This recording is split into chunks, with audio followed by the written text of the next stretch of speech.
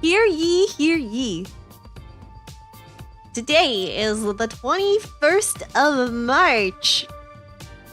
Wait, when's the spring solstice? Did we miss the spring solstice? The equinox, sorry. Wait, oh, darn it! I missed it by 3 days!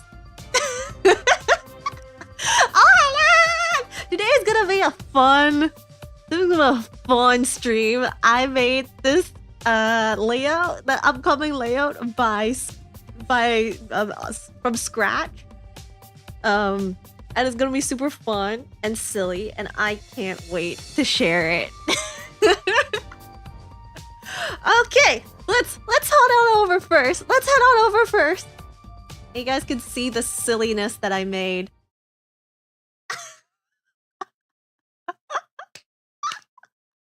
Hi, it is I, Judge Ron.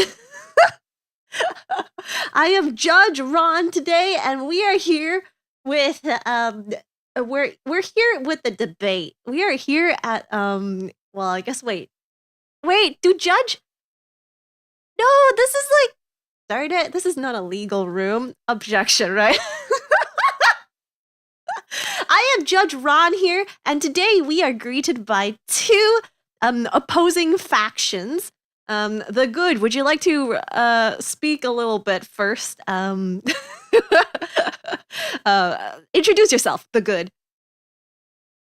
Alright, okay, hi, I am the good Ron, and I am here today to prove to you that live action adaptations have a really beneficial effect to the overall series and whatever it's adapting. But today in particular, we're talking about anime and manga series adaptations. But yeah, I am here to do the best in making everyone see live action adaptations in a positive light. Okay, perfect. Now, who do we have here on the right side? On the right side, we have the bod. Would you like to do a small little introduction? Okay. So, I am the Badran, and I am here today to talk to you why live action adaptations should not exist and why they are inappropriate. Yeah. They make it why are you wasting budget on making live action adaptations? And I'm here to tell you that yes, you are correct, and that live action adaptations are not worth your time watching. Yeah. Okay. Great. Thank you so much, the bad Ron. So this is what we are doing today. I collected some of you. Thank you so much for submitting.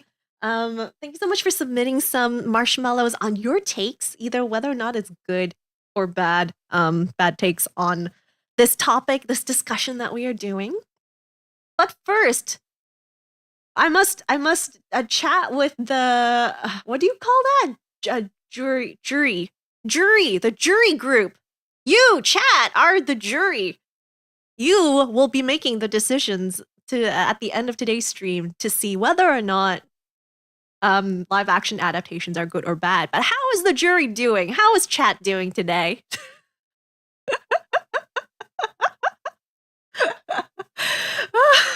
Still not gonna pay your taxes. Don't worry, today's court case is not about taxes. Thank God. Eepy. Okay, well, hold on to your horses. Hold on to your horses. Today's gonna be a wild ride. You should probably keep an eye open. Just for today. Nervous? No. We're gonna have a comfortable time being engaged into this really heated discussion.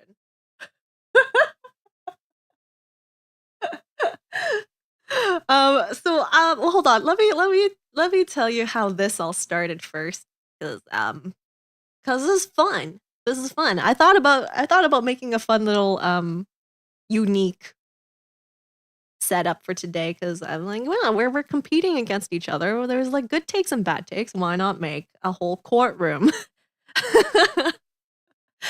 But the thing is, I took some time to make it also look like it's that you're watching it on TV. Because you normally you can't see through you normally can't see a court in a session, right? Like everything's behind the doors and stuff, and you only see pictures drawn by the one person that's like really, really, really good at drawing court art. So yeah, we're gonna have some fun time today. Um, just kind of taking watching everyone's reactions to this. It's hilarious. Um, there's some scuff in it. There's some scuff in it, I have to admit. But um, there could be some more efficient ways to do things, but whatever. Please enjoy today's show as we deep dive into live action adaptations. Okay, let's get started. Why don't I go through some of the marshmallow submissions first? Just to warm things up, just to warm everyone's thoughts up. I am ready to hear all the good and bad takes. So, all right. So the first one, let me see. Okay, the first one, I think it's Mr. The Bad should give it a read. Okay. Okay, the bad is here reading this marshmallow. My problem with live action adaptations is that they stray away from the source material and try to make their own thing to the point that it's Death Note, Cowboy Bebop, Mario, Dragon Ball, Avatar in the name alone. So this person's saying how they're just using the franchise, right? They're just using a well-known name, but then slapping on a different storyline that just like completely revamp it. But the reason that people watch it is because of the brand name, like how much the name itself holds. And I kind of agree with that. Because out of the list, Death Note, there's two live action points. There's the Hollywood version, and then there is a Japanese live version movie as well, the series movie. Cowboy Bebop, I was looking forward to watching that on Netflix. But I mean, like the casting, like the character casting was, I think, at least for the main characters, like Spike. I think there were like good choices, but then like when you go into start watching the scenes, the individual scenes, and like some of the other acting directions, you kind of wonder where you ended up. um, Especially that last scene with Ed is morbidly upsetting. That's my take on it. We should have casted me as background merchant number 5. Yeah, but I can't say my cabbages. I have to say something else. Like my butter. My butter sticks are falling out of my hands. But no, I agree. The casting was great. I think like usually when like a new live action comes out, right? You start hearing about like who's the writer for it, who's the like main actors, and they slowly release it as like drip marketing. The drip marketing is like the huge rage these days. But yeah, usually you go for that, and when you realize it's a really solid cast, that gets you hooked even more because first of all, you hear that one of your favorite franchises is going to have a live action, going to retell the tale that has already been told to a completely different market. And then you have these like really, really high factor, high well-known actors and actresses as a part of the cast. You're like, man, this is gonna be so good. They were really good in a previous movie. They were really good in the TV shows and stuff. But even if you're given so many like good raw materials, if the overall writing, if the overall like direction of the movie is not up to par, then that alone will like totally make or break live action. I feel pain every time one of your beloved franchises get a live action. Well, this debate technically started because I was watching the One Piece live action, and I don't know anything about One Piece aside from Monkey the Luffy. Um, Aside from like the characters, like yeah, I could recognize these characters, but I've never watched or understood what the like subplots. Like yes, I know he wants to find the One Piece, but I didn't before watching the live action, I didn't know what like the One Piece was. Um, I didn't really know like the interactions between the characters nor like the little details. So going in to watch One Piece, I was like a new was a fresh blood technically into the series. Didn't really have any expectations, but I heard that the action was not bad, so I watched it, and lo and behold, like I thought it was pretty decent. But that is because I didn't know the source material that well. So let me switch over to the good. Let me switch over to the good Ron first. I didn't know the source material that well. So when I watched the One Piece live action, I was like, "Hey, this is like pretty cool." The effects and stuff were pretty nice. Like the not knowing any of the subplots, the storyline overall was decent. I mean, I'm not expecting like wow, this is gonna like knock my socks off or something, but my socks were um nicely wiggling in my toes or something. My toes are nicely wiggling in the socks. So I kind of appreciated it, but then because I realized like one of the actors, Zoro's actor, was actually part of another live action called Saint Seiya, which is Knights of the Zodiac, and that series I've watched before, so I know some of the subplots. I know the characters, but when I watched the movie for Saint Seiya, Knights of the Zodiac, ah, I was so upset at the direction of the movie and how like as I was watching, I was like, this is not Knights of the Zodiac that I know of. Like, yeah, the characters are all there, but none of them make any sense for me.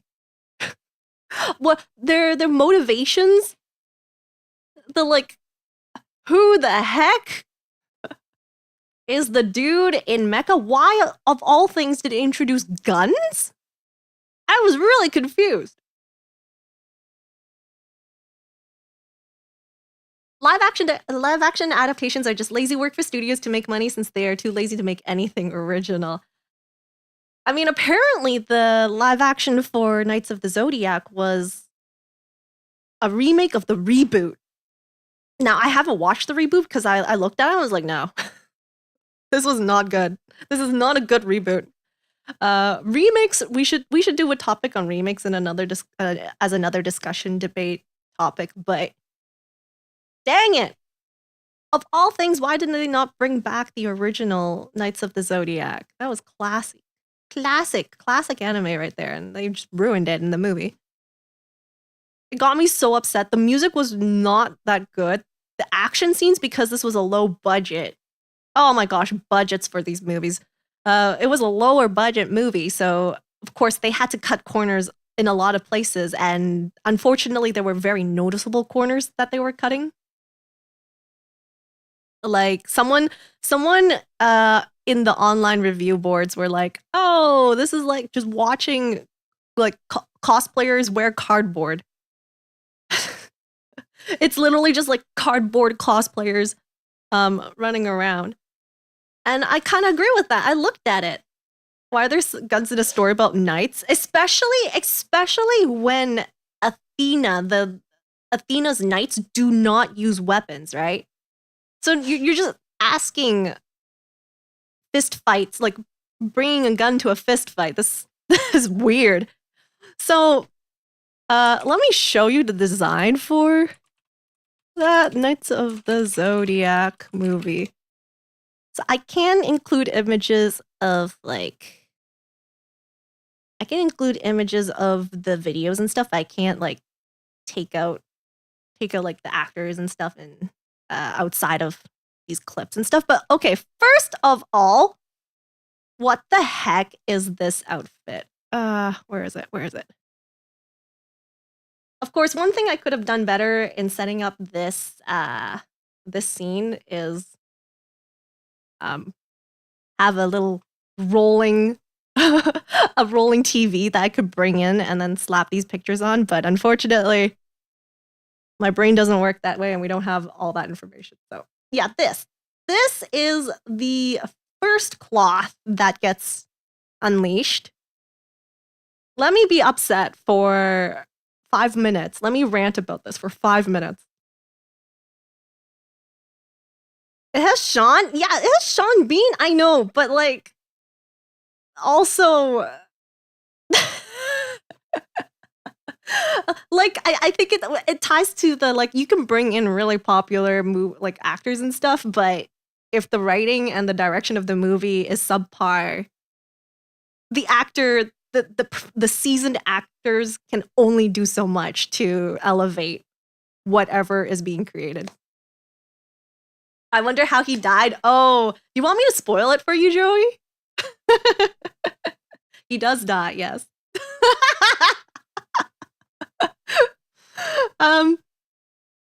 Yeah. So this, I think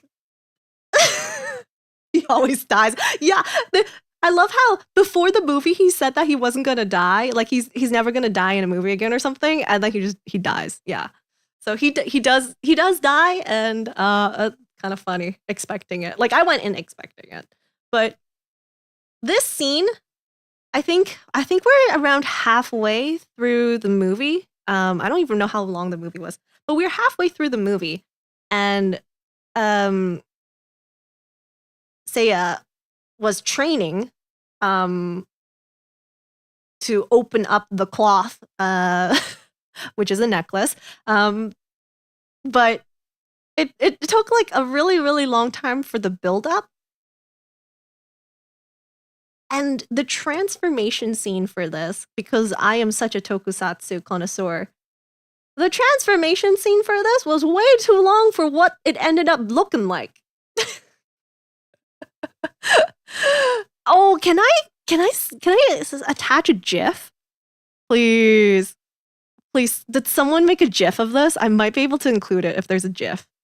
No, there's no GIF of this. No, everyone says it's ridiculous. So he takes like approximately 1 minute in a 360-degree turn. The camera rotates around him 360 degrees and slowly, painstakingly slowly attaches like individual parts of this, what you see here, what this armor is. And I was like, what? Is it the Power Rangers movie situation where the costumes look bad? Yes. Yes, it is. It is probably because of budget. But still. Does this scream Seiya at you? Like, let me attach the original cloth. At least if I can find his original cloth, because it looks nothing like this. Oh my gosh. Like, none of his original outfits look like this. What the heck? Okay, maybe not. I can't find the original one, but Jomusuke, welcome. What are we doing today? We are doing you can't see the title. We're doing live action adaptations debate. And right now I am going on a 5-minute tangent rant about how awful the clothing was for Saint Seiya live action that came out late last year.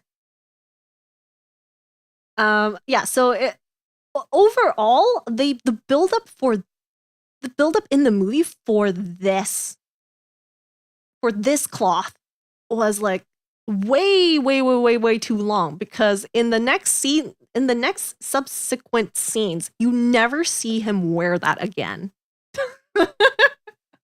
The next time he tries to summon the cloth again, it doesn't work. So this is the only scene that you see him wear this. And it took like the training montage was awfully long as well. I'm watching a movie here and you're telling me like 10 minutes of this is just him doing a training montage. Yeah, beautiful. Budget must be high, I know, right?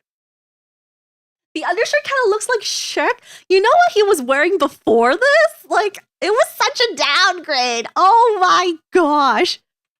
Oh my gosh. So before, I mean, he was wearing a t-shirt, which was like totally fine. Why does no one have any pictures of him in the t-shirt? Because it looked 100% better.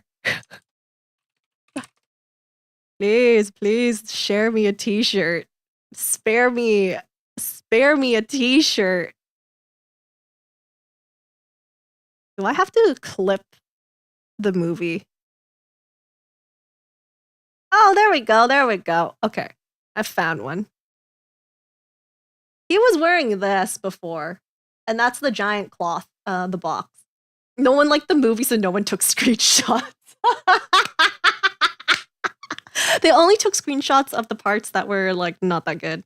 So he's wearing this, and then you're telling me that from this like regular t-shirt, he wore that as the first cloth? Oh my gosh. Isn't this the same guy who played Zoro in One Piece? Correct. This is why I found out that he was the star of Knights of the Zodiac. I finished One Piece.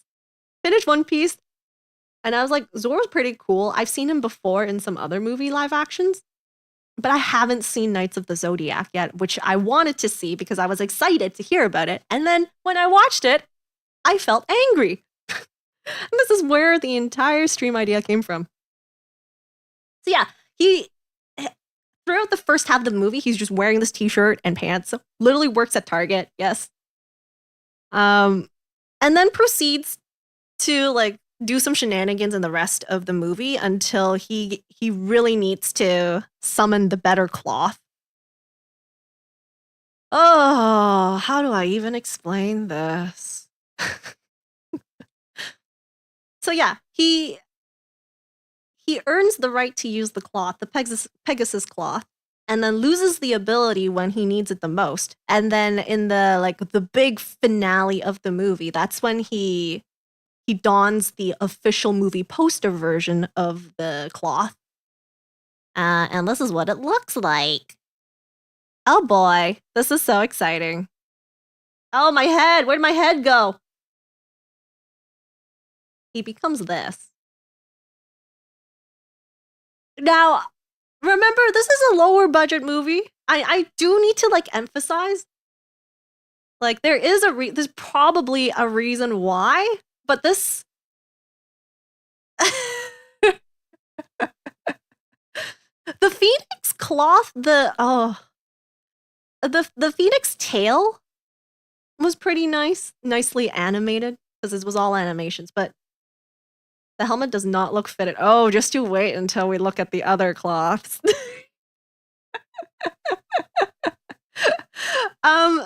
So yeah, he wears this armor, which is a complete retelling of the original Saint Seiya outfit.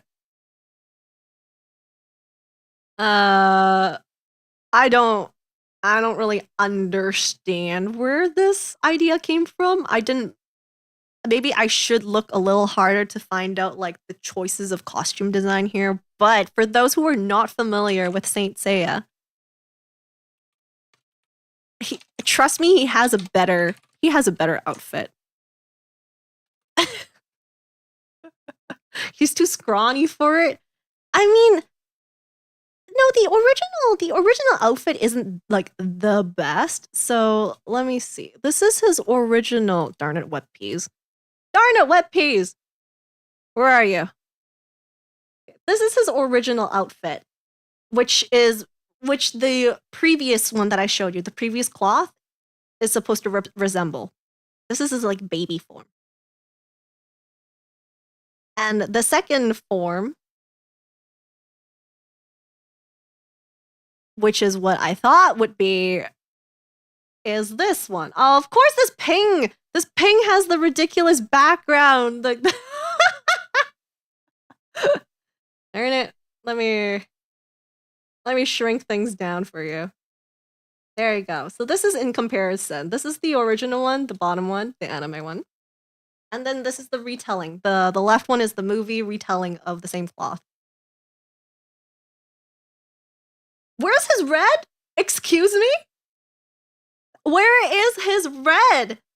That's like the most noticeable thing is the red. Why is it switched to some weird blue jeweled shenanigans? I don't understand. I don't. Where are the colors, right? I have come to the conclusion that if the main author isn't involved in the creative process, it will probably fail. I think that is a good conclusion to come out with, Patricia. Why is he wearing a tiara? Why isn't he wearing a tiara? I know, right?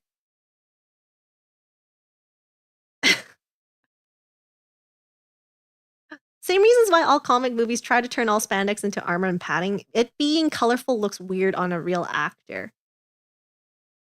All right, guys, has anyone watched Tokusatsu? Has anyone watched Kamen Rider? There are some pretty bright color outfits in those. It's not like it hasn't been done before. There's quite like when I think of Saint Seiya, I do think of like potentially it could become like a good Tokusatsu like live action thing. But holy, I'm a fan platformer, but at the end of the day, those are still targeting children. See, I don't really understand the target audience for this movie. Because they did it for the reboot. This movie is based off the reboot, which is for children.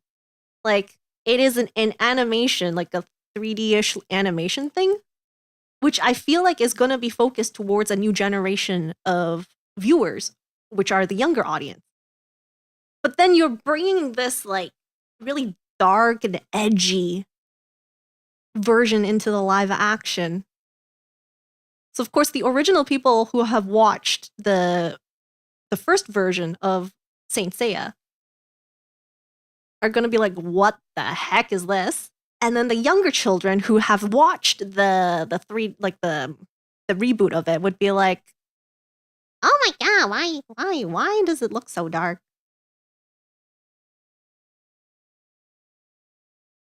Superhero movies have some pretty bright colors lately. This is why, like, I don't really understand, like, what audience this movie is gonna focus on. Feels a little out of the place.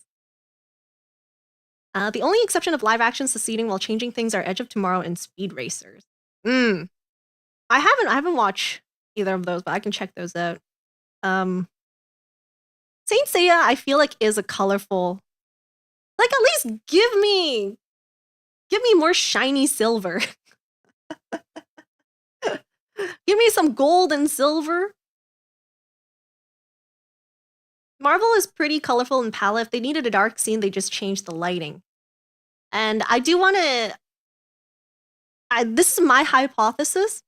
My hypothesis. Sneaky, I will introduce to you what this is. We're right now doing a debate on live action adaptations, and currently I have gone over my 5 minutes rant on Saint Seiya's live action. But I won't stop this rant until I finish my explanation of these stupid cloths. I know, what was I talking about?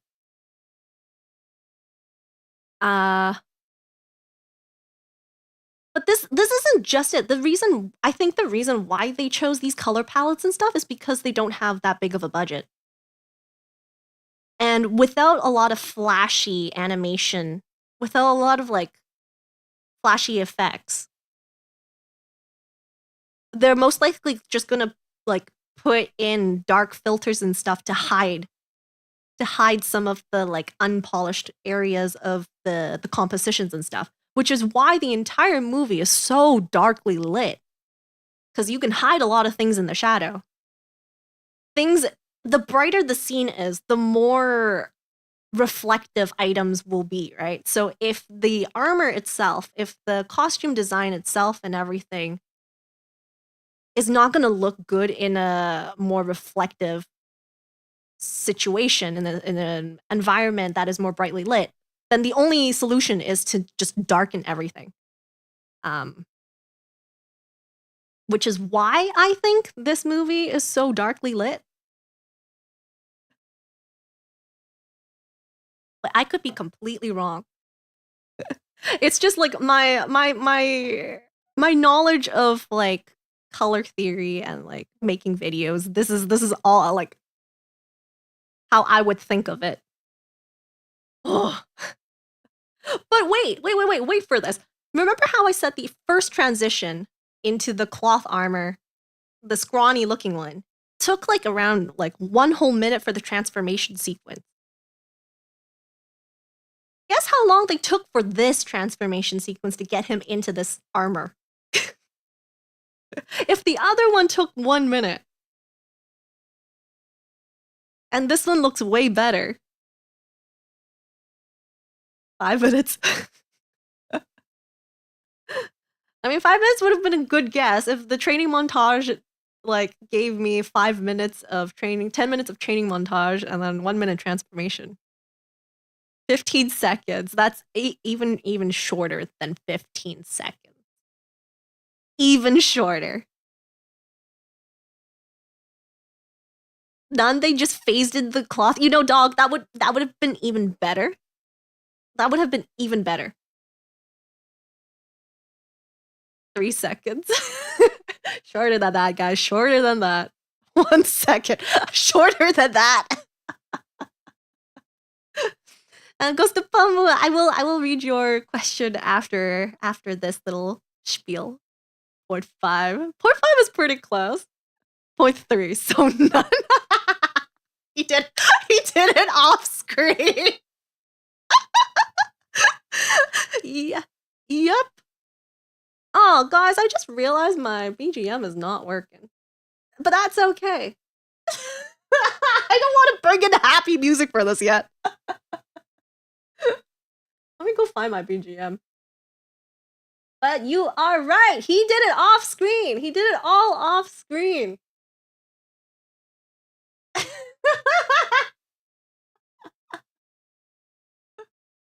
Silence works for the courtroom setting, does it? Yeah, I wanted to make like some really epic sounding like choral choir like metal song.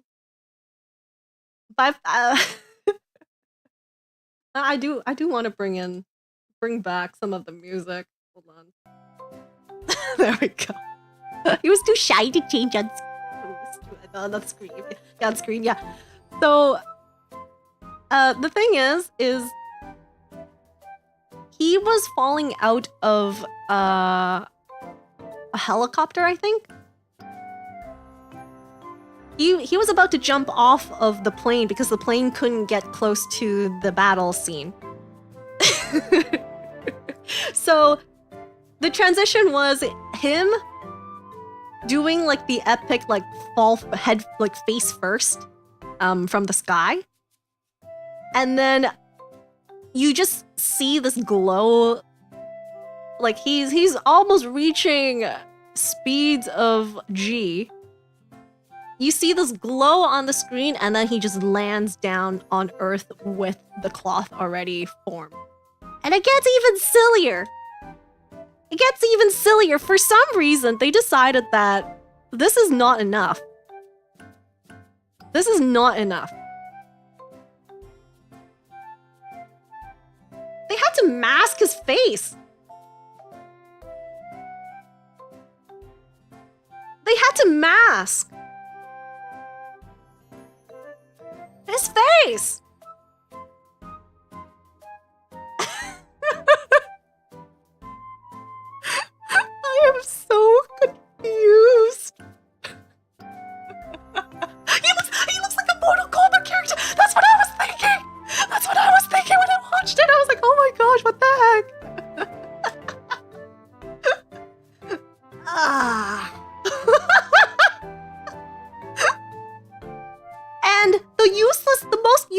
part is that he doesn't even wear the what's it called? The mouth part of it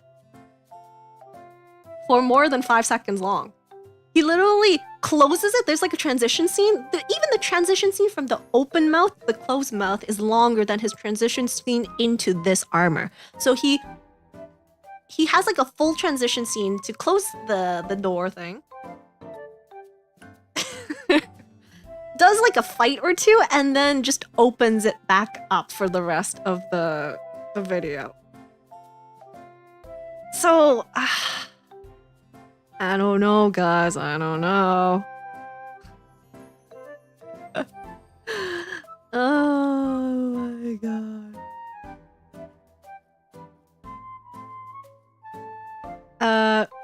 Yeah, and then we also see Phoenix's outfit. This is what he looks like. Where is it? I know you're here somewhere.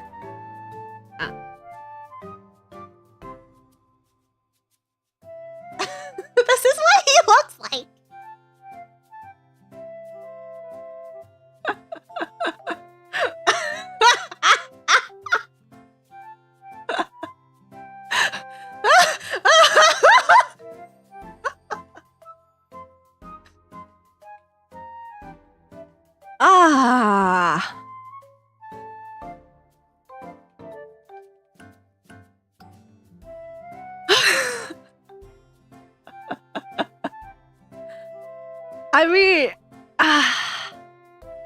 I mean, let me just pull his other like the original outfit, which was much more flamboyant in a sense, but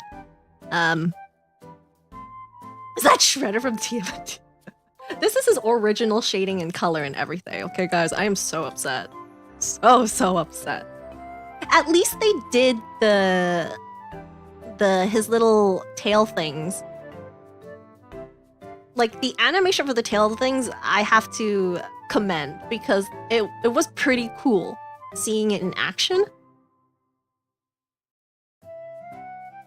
But no.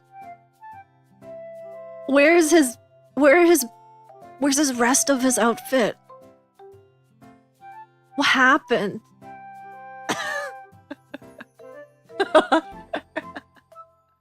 The Shredder comments getting to me. Oh my god.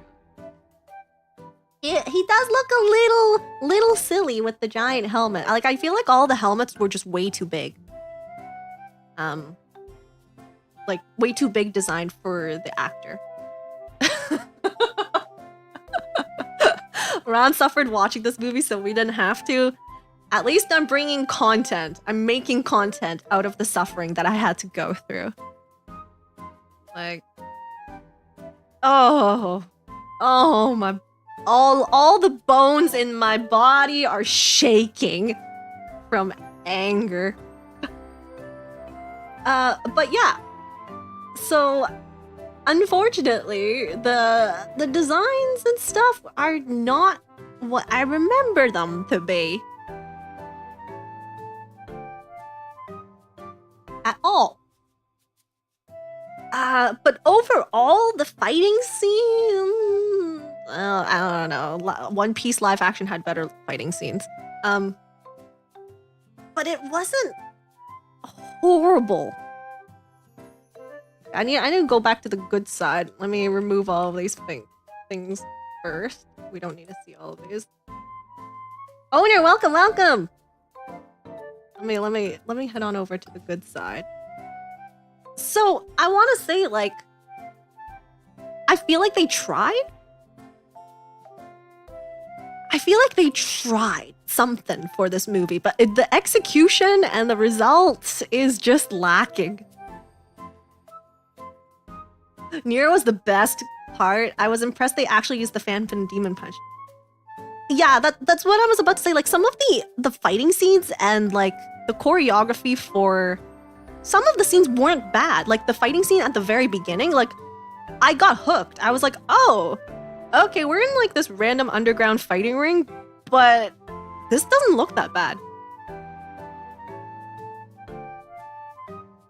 then when you see the outfits and the like the overall storyline plot, you're just like, oh. So I can't say like this is like trash tier. It is dumpster, close to like dumpster tier, but it's not like trash tier. There's some good parts of the movie. But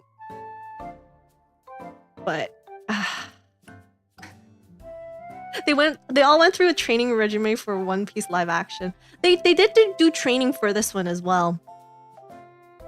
And probably some of the training stuck for the live action One Piece. Seemed like it was a cheap movie to keep the license. Yeah. I think it was just part of the deal. I don't know anything about the deal. Let me. But like, it does feel like it's some sort of packaging, like overall packaging with Netflix, or not Netflix, just like the whole reboot sequence for Saint Seiya. So some people are actually hoping that there is a sequel to the movie. I don't know.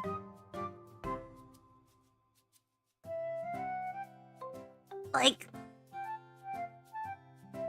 for people who don't know the franchise and just watch it as an action movie, it's passable. I could see why, for those people, it's gonna be like, yeah, okay, yeah, I would love to see like where this goes. For me, I agree with you, dog. I agree. I would love to see another reboot. It's very Marvel core. It is. Like I do understand that it will catch a different audience. Maybe that's what this entire movie was about, just capturing a different audience to persuade them to go watch back the original and be like, hey, this is completely different, what the heck? But this left a sour taste in my mouth the same way that Green Lantern movie left a really sour taste in my mouth. Like, it had the same feeling after watching it.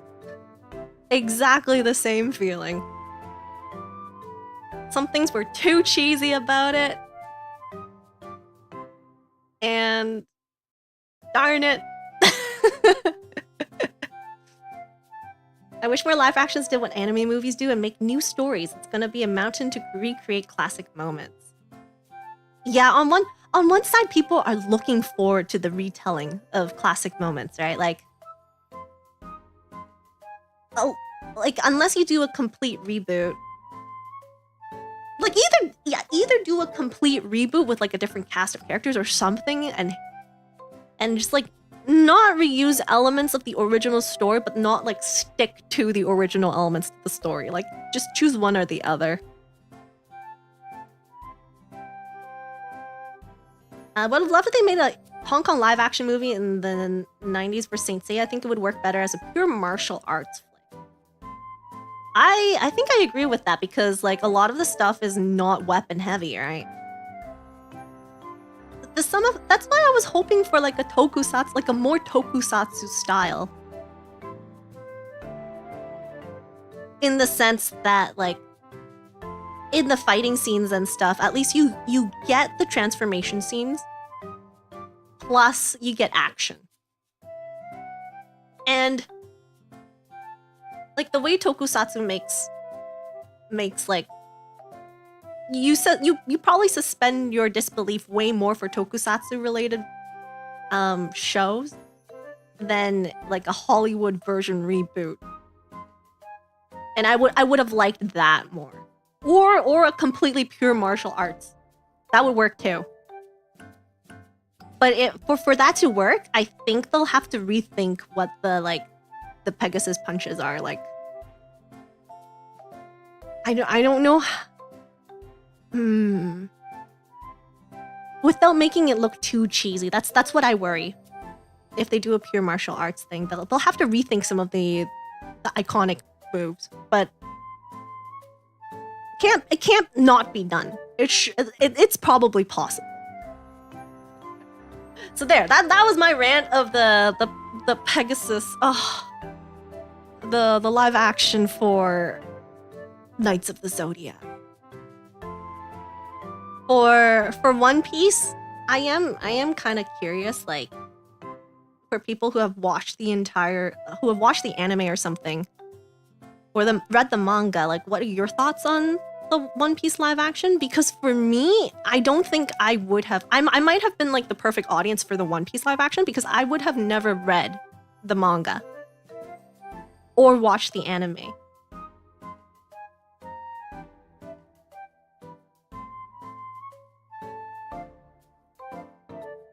Pegasus punches are funny because they're supposed to be like metaphorical. Nobody in Saint Seiya actually shoots beams. Yes!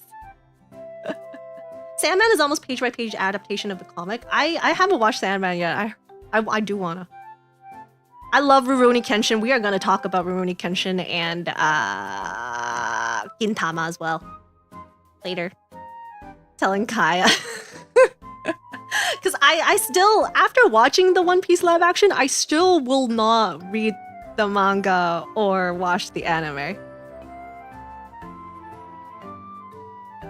So for me, it was a good like recap of the overall sentimental feelings that One Piece would give. I think the casting was really good. Like everyone played their part really well. Usopp, I don't know if they could find another like any other person to do Usopp. I thought that was a really, really good casting all there. I loved how like for the bearded man in the Baratier. I love how when he talked, his mustache, his mustache also wiggled. That was cute. The One Piece live action is pretty fun, has the heart in the right place, a little too abridged, and some changes were unnecessary, but the essence was there. Okay, I thought the live action was good. They cut a lot of the fat and did a pretty good job in getting a lot with their episode limit. I was really surprised because I was like, I think it was in episode 7. In episode 7, at the start of episode 7, I was kind of worried, like, how are they going to incorporate Nami's arc into, like, how are they going to cram it into 2 episodes? Or, like, 1.5 episodes at that point. But it ended up pretty well. It ended up not bad.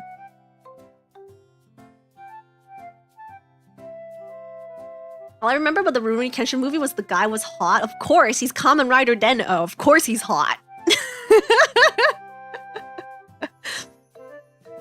No, I think like the sound design, some of the actions, like all of the action scenes in the live action for One Piece were done really well. The choreography was so good.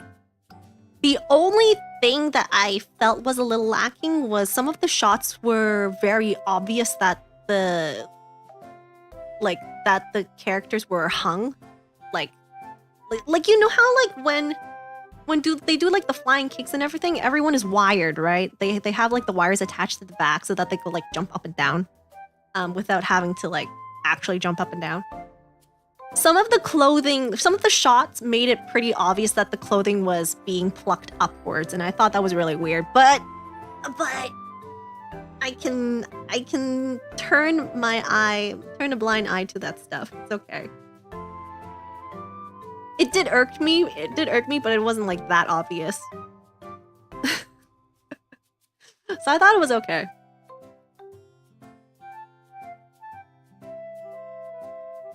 And I like for the second season, they're gonna do a second season, right? So I'm looking forward to see like how do you think they're gonna do Tony Chopper? I'm worried about that, considering how the slugs look like, but also how are they gonna do Tony Chopper, guys? I don't know. He's cute in his baby form. I have high expectations. I'm also worrying like how realistic they're gonna make him look. Guys, I'm kind of worried. My main issue with the One Piece live action is that the VFX will get more and more expensive the further they go. Chopper a whole season. Yeah, exactly. Like, how the heck are they gonna do it? I want to see how freaky his buff form would be. Right? Though I think his buff form would make more sense than his baby chibi form. Have I seen the Guyver movies? I haven't. I've watched Guyver. I haven't seen the live action. Wait, how do they? Wait, in the live action for Guyver, does he ever die?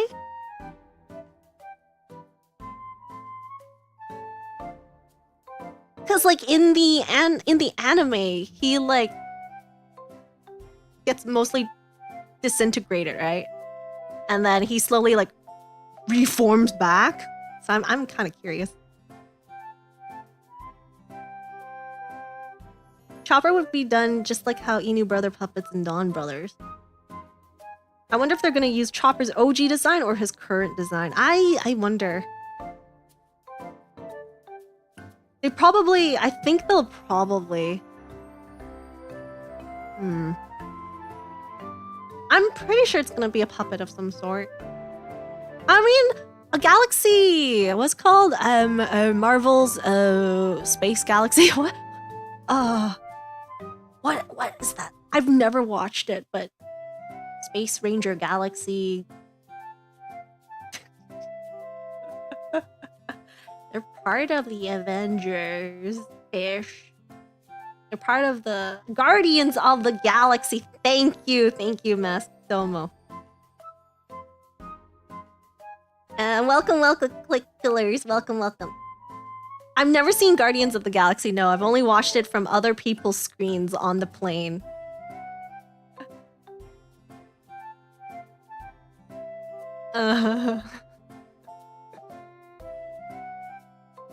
Yeah, I would think like the raccoon was done really well there, so maybe there's gonna be a good version of it. Maybe Chopper's gonna be something similar, maybe. So we'll see. But I'm gonna go back to Ghost of Palmu's question. If I were in a live action, what would I be and what kind of character? So I think I just want more. I want some more like Pika Pika to my sword skill. I think that's the thing I would go for. Just put me in Gintama, honestly. Just put me in as like a character in Gintama, but I want more special effects, thank you. Otherwise, give me... I want to do a transformation sequence. Oh, to be a tokusatsu character. I would love to do a super cool transition. Like, maybe... super... Okay, Maho Shoujo's not really that style, but like Maho Shoujo into my battle gear would be kind of cool. Like swordsman battle gear. But I think out of all the live action stuff, probably Gintama is the one I would probably be appearing in as like an extra in the background.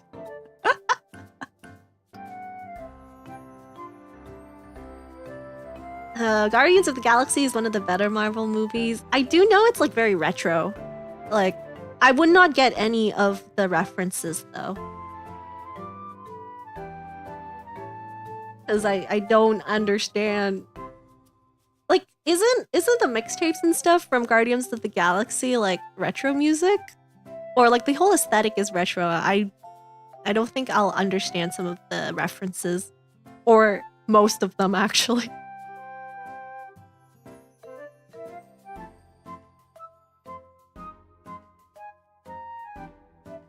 But yeah, I have watched them through other people's airplane screens. The music's kind of retro, but most of it is modern. Oh, okay. Like, I don't know. I don't want to sit down and rewatch the entire thing because I have seen like clips and snippets, and if you're on the plane, you get subtitles guaranteed. So just depends on like what subtitles the person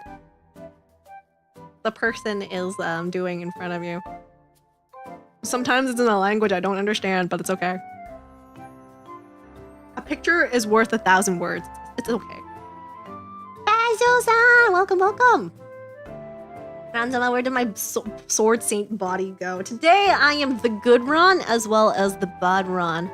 As well as Judge Ran back there, but we're doing live action adaptations debate, saying the good stuff and the bad stuff about it, so unfortunately, Ran Insanity Tsukiha is taking a small break right now. You might see her head pop up and down sometimes. Hi guys. You know what? I should have just put myself as part of the peanut gallery. Dude, that would have been more genius. I should have just been like one of these people. What am I doing? Dang it. Unfortunate. I'll need to like refix it next time. Next time I'm gonna be in the peanut gallery.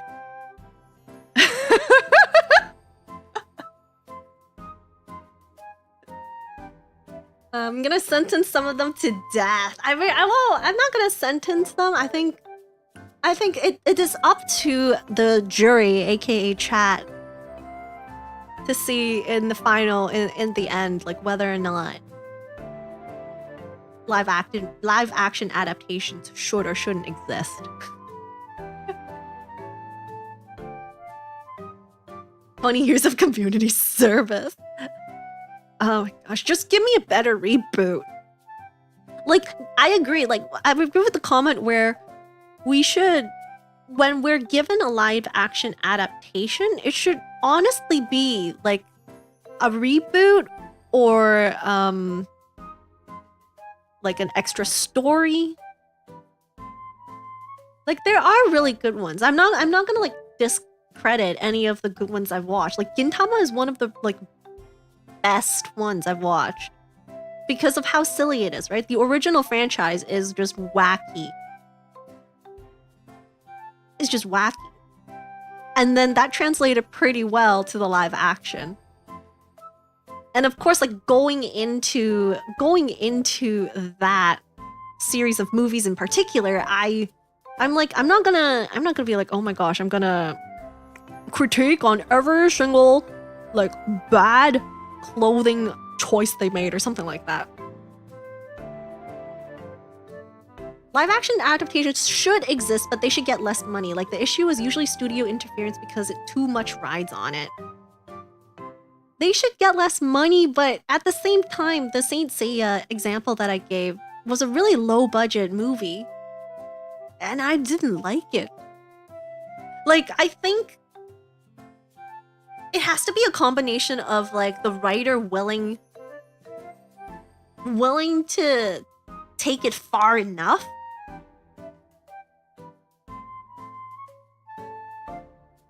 Cause I'm pretty sure like people know. Everyone knows. Like, if you mess up a live, like the first live action, if you mess up the source material, you are not gonna get any affection from the original fans whatsoever.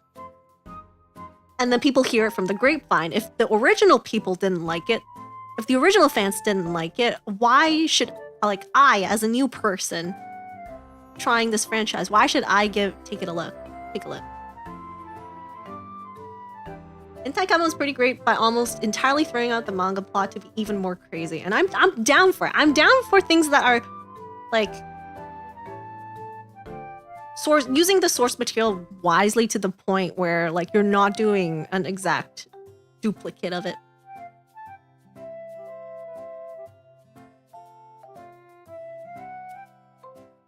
Or I just want more silly like C level or D level types of budget movies. Like Sharknado, I know is not a live action adaptation of anything. But if it is advertised, I think this is what the owner is kind of like I would agree with the owner's comment if like this is what it's alluding to. Like, if it's given lower expectations overall, less money, less expectations and stuff, it isn't framed as like a top tier AAA movie, I think it would reach a more niche audience that would enjoy it more. But we know how like Hollywood is, right? Like a lot of these action films, like without like the top tier actors, without enough money to like even attract top talent for the cast, how is anyone gonna even like attempt to watch the movie and stuff like that? There's a lot of like discussions about movies and stuff, but live action Chainsaw Man about the Sharknado guys, yes. Yes, please. I would watch that. Cory in the House is a live action adaptation? I've not watched that. Obviously, the answer is Dragon Ball Evolution. I mean, did you see the person, the actor stuff was like apologizing lately. They were like, I'm so sorry. I'm so sorry for like butchering. And it's not his fault either. A director recently said, instead of giving one person $100 million, why don't we give 100 people $1 million to make their movie? I think, yeah, clear love and passion for a specific series, I feel like will definitely help a lot. Actually, no, this is, I should put on this side. Like, I think you can see the love and passion that both, like, the writer, the director for One Piece, as well as some of the actors, like, they know their stuff. They know their stuff about the franchise.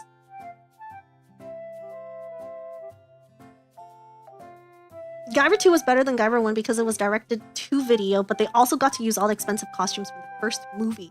So it was like extra, it's not really extra budget, but like the budget reshuffling led it to be a better product at the end. We joke about Dragon Ball Evolution, but using the Kamehameha as the CPR end up becoming canon as part of Dragon Ball Super. Fun fact, the Dragon Ball movie was so bad that Recreator came out of retirement. Oh my gosh. Like as in like they needed money, or like they're like, no, I can't die on this hill. I need to make a better movie.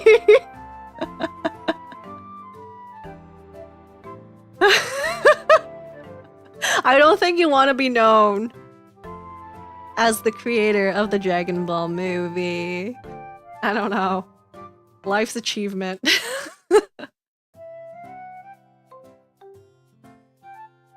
Yeah, rip Toriyama. Rip Toriyama.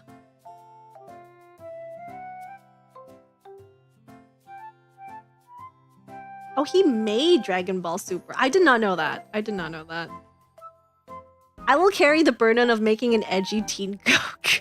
Edgy teen Goku can work. I think it can work. He made the Frieza movie because of Evolution. Oh my gosh. Oh my gosh.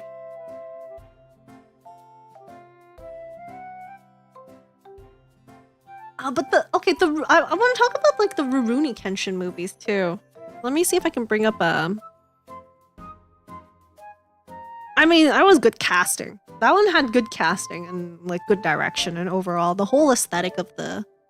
Did you know Zora was in the last Rurouni Kenshin movie as well? The Zoro actors everywhere. Zoro's actor, if you actually look into it, he's in a lot of live action adaptations. I don't remember. I don't know if I watched the last one out of the series. Rurouni Kenshin movie.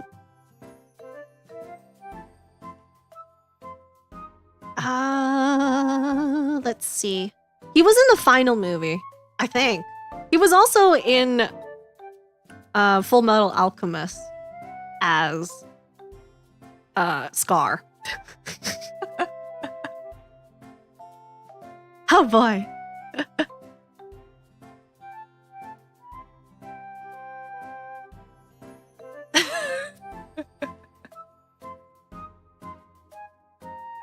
Who was he? He was Enishi. Yukishiro Enishi from the Rurouni Kenshin The Final. Let me see. I mean, this image is pretty small, but I think we can work with it. If I can zoom in and enhance, it should work.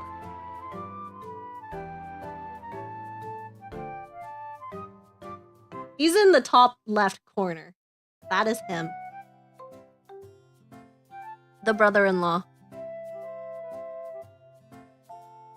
I don't think I watched this one. I watched I don't even remember, because there's multiple, because it worked so well. Takeru Sato, the dude at the front who is Batosai. He was he was the actor for Kamen Rider Den-O. And then also does a lot of other really solid acting for, I want to say Blue Monday, but that is totally wrong. He did all of the Rurouni Kenshin ones. Bloody Monday, that's the one. He also did Bloody Monday, which is a very popular drama in Japan. The white hair looks sexy. Oh, green hair, white hair. He was also, he had black hair, the multicolored hair.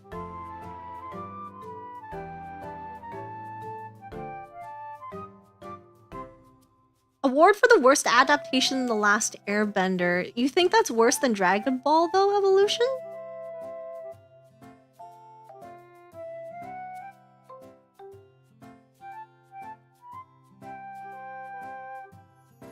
But I think it was just this like the whole series for Rurouni Kenshin, I think worked well because of the solid like writing. The fighting scenes were pretty good too. At least Dragon Ball Evolution was entertaining. Ouch! Ouch! Which Last Airbender adaptation? Yes. Yeah. God. I think this was pretty well done. Like, it's not lighthearted, that's the wrong word, but like the coloring for the color grading and stuff for the video was pretty good.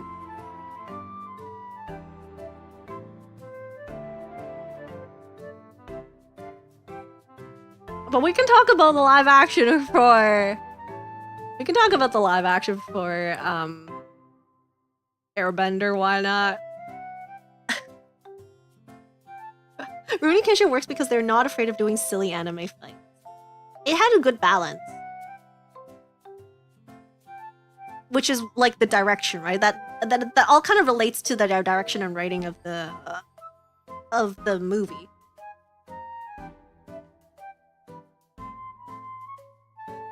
Yours was Ichigo in Bleach live action. I haven't watched the Bleach live action, but let me see.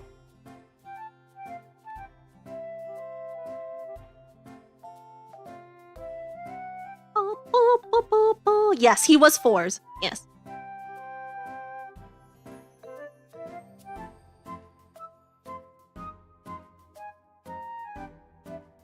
A lot of good actors come out from... A lot of good actors come out from Kamen Rider, guys. You'll start noticing them everywhere. And I think that's a good thing because, like... they're... I mean, like... I think the Kamen Rider things are so, like... Sometimes it's a little bit exaggerated in the expressions and stuff because it is, like, directed for, like, a younger audience. But still, like... After doing that for, like, 50 plus episodes... You get your name out there.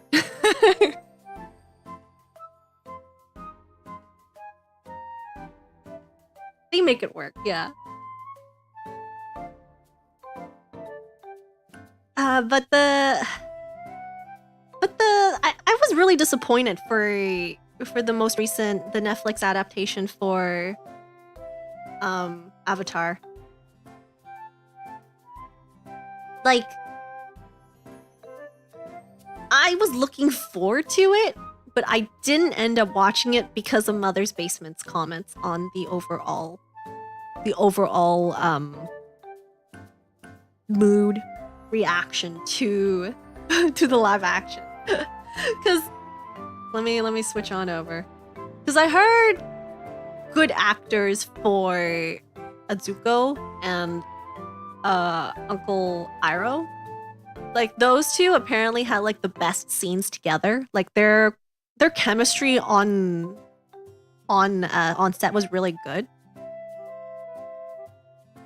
But how can you tell me that I have to like wait for their scenes? Like, am I willing to watch all the other scenes that are happening so that I can get to the Uncle Iroh scenes? Like, yeah. Someone please do a supercut of it. I will watch your supercut of just Uncle Iroh and Zuko. They changed a lot of small things. It is not as bad compared to the movie. That's what I've heard. And then I kind of agree with that. Like some decisions that they make, like they had to shift some of the places around because of budget. But overall, the telling of the story could have been better. The guy who played Sokka didn't have enough riz. That's because he oh my gosh. So the reason why Sokka worked in the original series was because he is like a country bumpkin. And because he's a country bumpkin, he doesn't know a lot of like the etiquette. His jokes and stuff are very, very, what's that word? Scrawny is not the word, but his jokes won't fly in today's society. Let's just say that. And because of that, they had to remove that from the writing.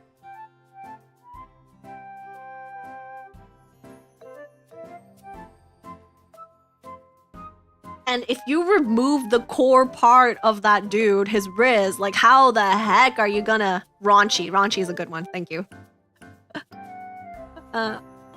Like if you remove the core soul of a character, you're just gonna be left with a pretty blank slate there. Like in theory, you had to rewrite his entire concept as a character and his character growth. Because the important things about like storytelling and stuff is you see where a character starts, you see where they're going, where they want to go, and how they develop into the person who they are at that current state. But if they didn't have anything to begin with, how did they end? The whole arc in the North Water Tribe is so rushed. Katara becomes the master without training. Aang doesn't train waterbending at all. Yui and is it you or Yui? I don't remember. Sokka fall in love out of nowhere. Sokka is basically what happens if you take a redneck and drop him in the big city. Yeah, he's the country bumpkin who knows nothing outside the walls of his village. Like I feel like you might be able to adapt it, but he's not gonna be the same character. Might as well just write him out.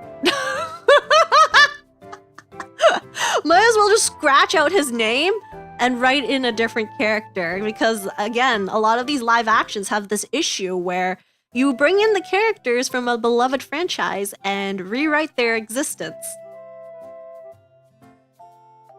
Might as well just swap it with a different character. At least you won't be offended by then. You might get a little upset that you didn't put a character in, but then like you can't really argue with that. Make Spider-Man, remove Spider-Man. Yeah.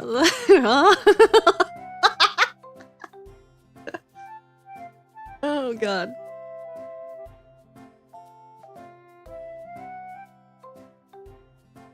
They literally do that in Battle Angel Alita, and that's why I think that movie worked well. Also, wasn't that done by the same person that made Avatar? Or am I thinking funny things? Can't fault them for trying to create something out of nothing. They tried.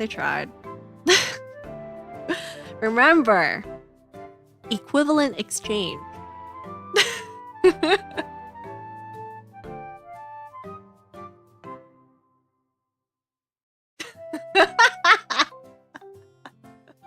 Was that Cameron? I thought it was Spielberg. Alita was James Cameron. It was made out of love. No way. What? Spy Kids was made from the same person that made Avatar? What? Oh, are we gonna talk about Madam Web? I don't know if I want to talk about Madam Web. Yeah, the director was Robert Rodriguez and James Cameron wrote the script. What? What? Wait, did he have anything to do with like Shark Boy and Fire Girl? No, wait. Lava Girl. Never watched that, but I should. Isn't it like that the predecessor for Spy Kids? Yes, that one too. Oh my gosh, why have I not watched that? Seeing Ron's floating head always amazes me. This is like my best creation, guys. I could even turn myself into one of these little commenters. I am part of the peanut gallery now. Hi guys. Yay! I'm one of you.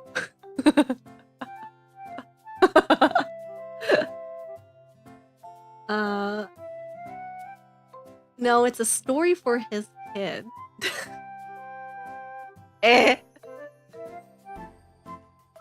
But like, that's why I did say like you can definitely see the effort and the heart that's taken into for some of these live actions because it's a passion project. It's a passion project for like the people that are working on it, and you can totally see it in like the action, the actors, the writers, the directors. There's always that extra spice. I could be the O in I live action. Oh yeah. Guys! This is kind of creepy though. For some reason, this is giving me creepy vibes, but like being on top of the other people's heads on the screen doesn't. I don't know how this works. While I take a small water break, let me remind you everyone. Guys, if we make Daily Dono for today, we're gonna be on a 3 out of 5 day streak. We're gonna be able to make a we're gonna be able to get, like, if we do a 5 day Daily Dono streak in a row. Let me rephrase that. Let me rephrase that. If we manage to make Daily Dono for 5 streams in a row, there we go, there will be a super fun a cappella karaoke at the end. And it's gonna be cat themed this time. It's gonna be Nyan themed. I will literally Nyan at you.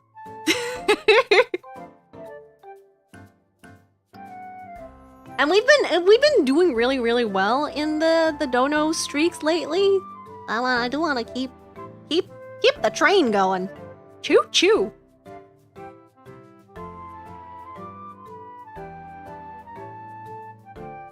Again, the donos are what is it called? Donos through Streamlabs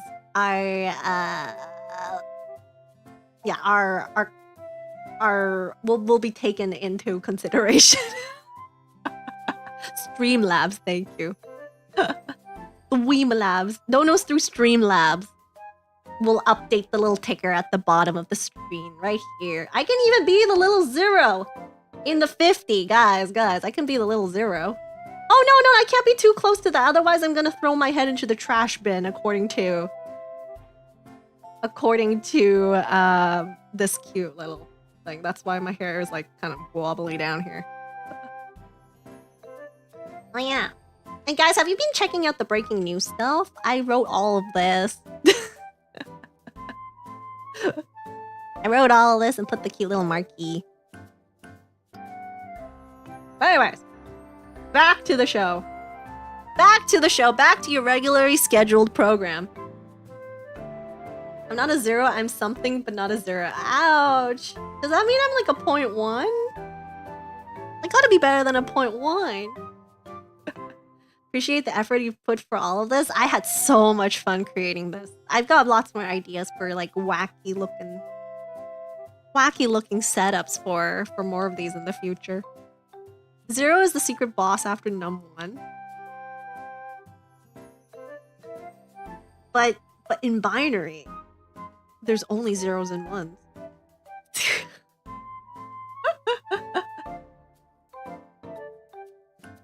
Oh my god.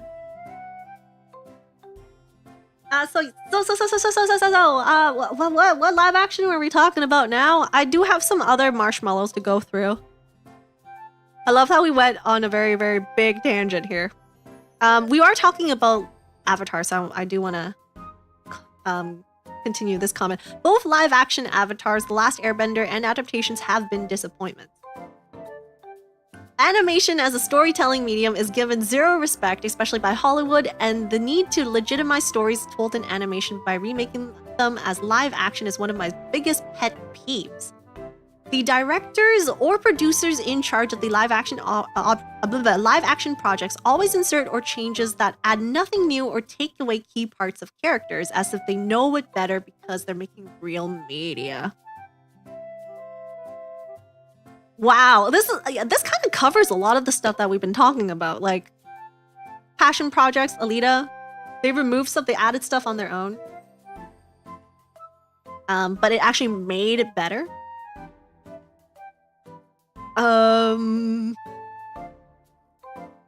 Yeah, take away key parts of characters in order to fit today's society requirements is gonna be a big issue moving forward, I think, for a lot of the media that was produced in like even like the 2000s.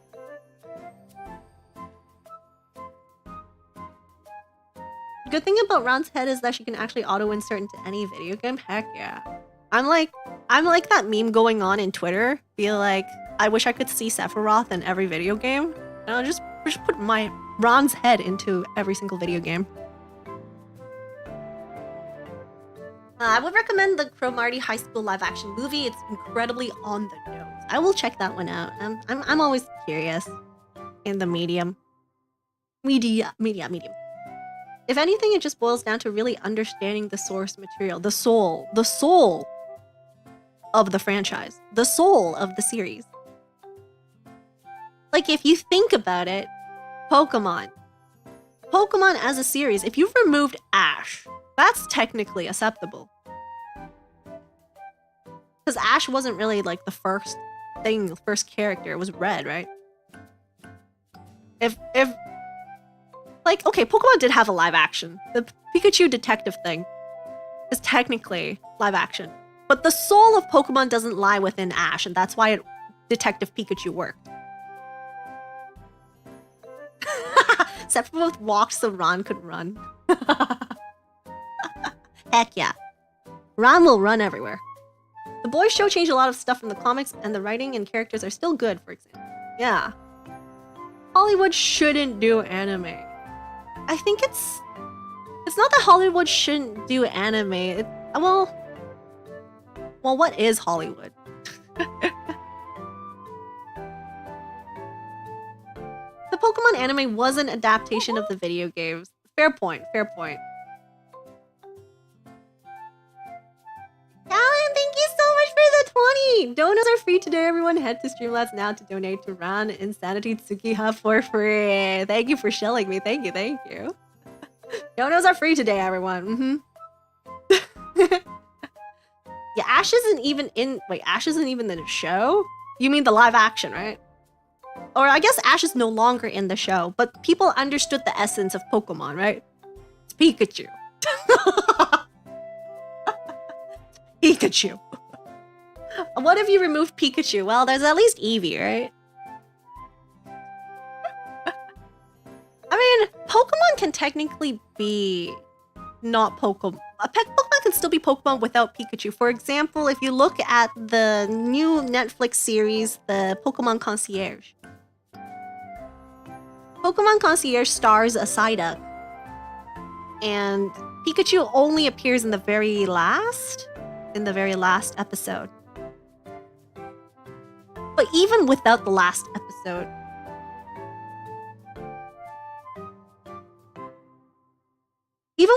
episode, we could still see its Pokemon. Because the soul is there, right? The companionship, the relationship between a trainer and their Pokemon, that bond that they have is like the soul essence of what Pokemon is.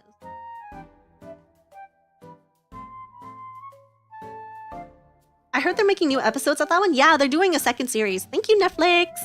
Did you know Pokemon Concierge is made by the same people that did the Rilakkuma live action? And by golly, if you have not watched, well, I don't know, I wouldn't really call it live action. It's technically stop motion.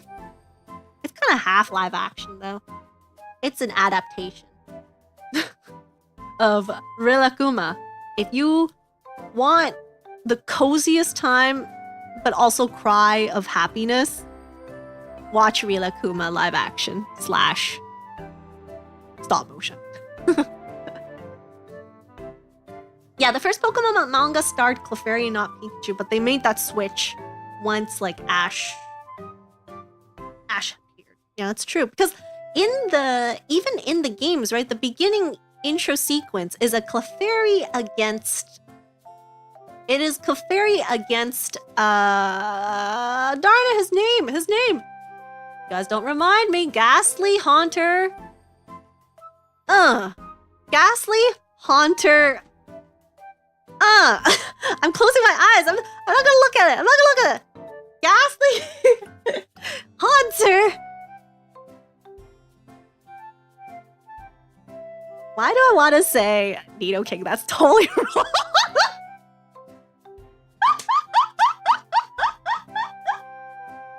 Licking. No.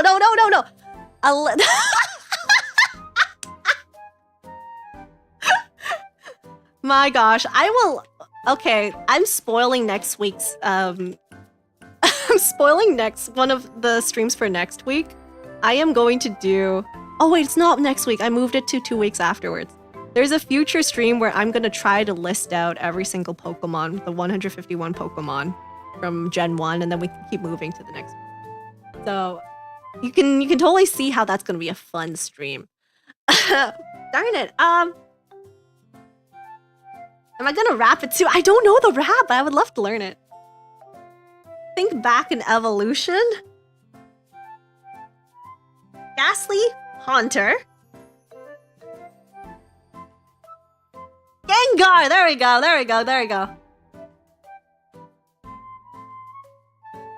The Pokemon I was thinking of was Shaman. No, you're all wrong. Clearly, who's that Pokemon? Everything is just a Jigglypuff that's facing the other way. Oh my god. Okay. I never got a Gengar, okay? I didn't have anyone to trade with. I never got a Gengar. Everything was a Ditto all along. You mean we're all Dittos? What if humans are Dittos? What if we're all just Dittos all along? Wait, actually, no, that wouldn't work. Because if we were all Dittos, we could technically breed with Pokemon. That doesn't work. Never mind. We're not gonna go there. Did I grow up learning the names of Pokemon in Japanese and English? I actually learned it in Cantonese. I had like some of the videos and stuff that I had were the Cantonese version of Pokemon. I watched Chongmatsu Jingling, which is Pokemon in Cantonese. So Pikachu is Beikatsu. But there's also really fun puns with the names in Cantonese. So why did my mind go that way? Wait, does no one else think of Dittos as just like breeding machines? I just remember Dittos as breeding machines. My first objective in every game is to try to catch a Ditto. Inatama, thank you so much for the super! Thank you! Love the idea, can't wait to develop a Ran Pokemon team theme. Do I prefer being a gym leader, Elite Four, or champion? Oh man. Can I be... Oh man. I think I want to be at the Elite Four over being a gym leader. Cause there's a part of me that like is a little bit Schadenfreude in a way, where it'd be so unfortunate for these little Pokemon trainer champion perspectives to like just lose at the Elite Four. It would be so unfortunate to be so close to your dreams, only to be crushed by Ran Insanity Tsukiha. But I would also put in some elements of gacha. So maybe I would be like rolling the dice. I'll be like, if you roll a 1, then you instantly lose. If you roll a 20, you instantly win. And then if you roll something in between, we have to fight. And it depends on how much your number is. I'll give you like X amount of handicaps.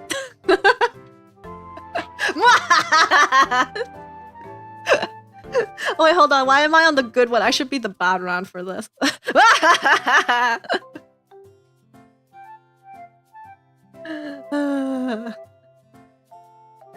is this here a little bit? Thought they were called pocket monsters. They are. Pokemon is the short form. Sorry, pocket monsters. Wait, Pokemon is the short form for pocket monsters. That's because you can put the Pokeballs in your pockets, but no one ever does that. You always put them on your belts. I don't know why they say it's pocket monsters.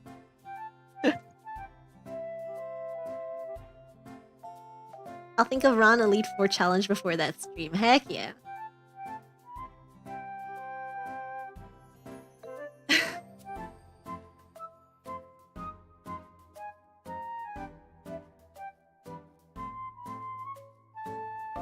But, Pokemon, yeah, Pokemon did have a live action. I think that one was done pretty well. Detective Pikachu. It was a pretty refreshing... It is... Okay. I think... Okay, let me rewind. Rewind, guys. I think the Pokemon Detective Pikachu movie was done really well, and it covers a lot of the points that we're talking about today. Mimi, welcome! Unironically love Detective Pikachu. I love Deadpool being my Pikachu. But yeah, it covers a lot of like the good points about live action. First of all, it wasn't a complete copy of the source material, right? The Detective Pikachu game is different. It has a talking Pikachu. They kept the essence of the talking Pikachu, but then they played up on the entire atmosphere of it. Atmosphere of the live action. I think it's like a pretty like passionate project. I think a lot of like the actors and stuff are familiar with the franchise. The person who designed all of the artworks for the movie was a fan, right? They previously already designed some of these like concepts. I don't remember how he got it, like how they, I don't know if it's he or they. I don't know how they like got into the project officially, but I do remember seeing some of the fake mons, well, not really fake mons, the more realistic versions of Pokemons that they drew before. If my dad was replaced by a Pikachu, I don't think I'd complain. Pika! As long as well, I mean Pikachu, like, well, I got nightmares from watching the Pokemon the third movie because the dad turned into Entei and that like traumatized me forever. I don't know if my dad turning into Pikachu would traumatize me the same way.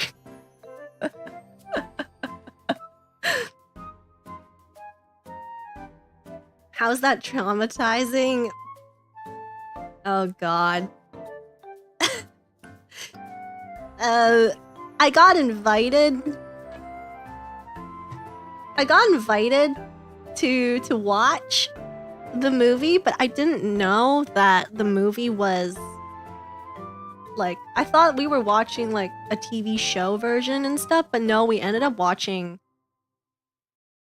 the movie in theaters, and I hate theaters for my life. Like, I hate it. It doesn't matter how old I am. It doesn't matter how old I am. I hate theaters, and I will literally cry in them. So, it is traumatizing to be lied by a friend.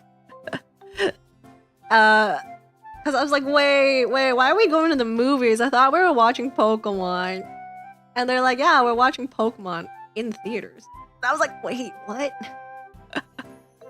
I could have just laughed at that point, but whatever. And I like bawled my eyes out.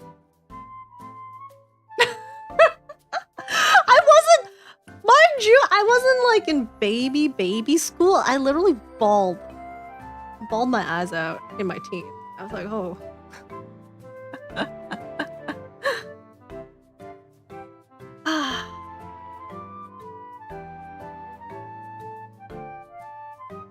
Actually, I don't even remember how old I was when I watched it.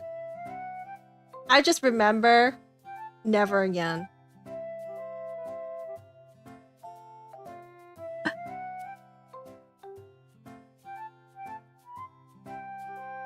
She didn't lie to you? Well, yeah, she never said that we were watching Pokemon.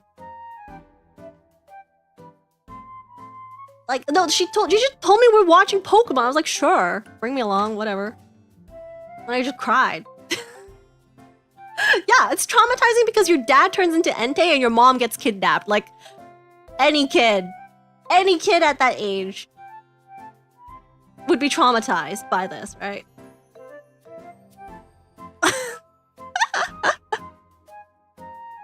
I guess I was okay with Stone Ash. Well, I never watched that one in theaters. I never watched anything else in theaters. That was the only thing I watched in the theater. If I'm at home, just watching with my parents, it's totally fine. On TV where the screen isn't like big and the loud boom boxes around you are not like screaming random sounds at you. Yeah, I'm fine with that. Except Mama Ron loves action movies, so I was still dragged to the theater to watch action movies, and I bawled my eyes out for those too. I'm not a big fan of movie theaters.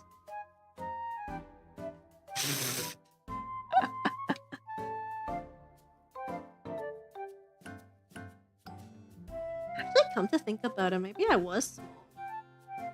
I don't even remember. My gosh, it was a long time ago. But what were we talking about? Live action Pikachu? It was great. One of the good classic live actions. What other live actions were there? Digimon never had a live action. When is Digimon's live action coming out? When's Yu-Gi-Oh's live action coming out? Wait, what happened? What if we had Naruto live action? Don't curse Digimon with that.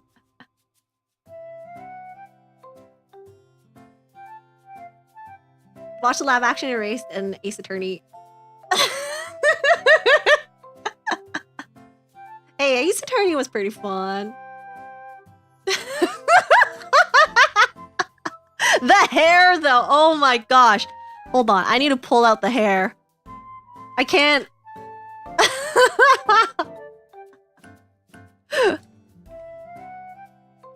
Oh my gosh, the hair. I need to reminisce over the hair. Oh, and you all have to see this.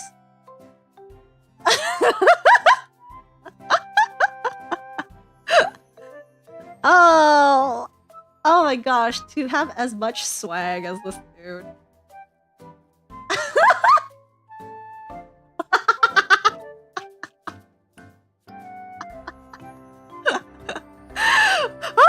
Oh, the hair. Oh. Hey. Let me pull out the Ace Attorney live action actors, cuz I need to tell you that Edgeworth is the same dude that did Kamen Rider.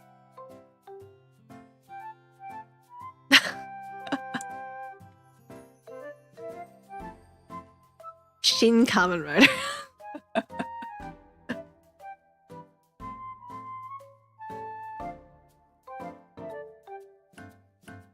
A lot of hair product was used that day. Oh my gosh. Wait, this dude's in a lot of stuff. Oh yeah, he was in Watakoi. Watakoi? Wait, okay. This kind of brings me to another discussion. Has anyone watched the Watakoi live action? Because I think it's a very creative spin. It's a very, very creative spin on live actions, and I wish more of them did this. Save image. You might recognize the dude. Oh, what? Oh, the Ansatsu.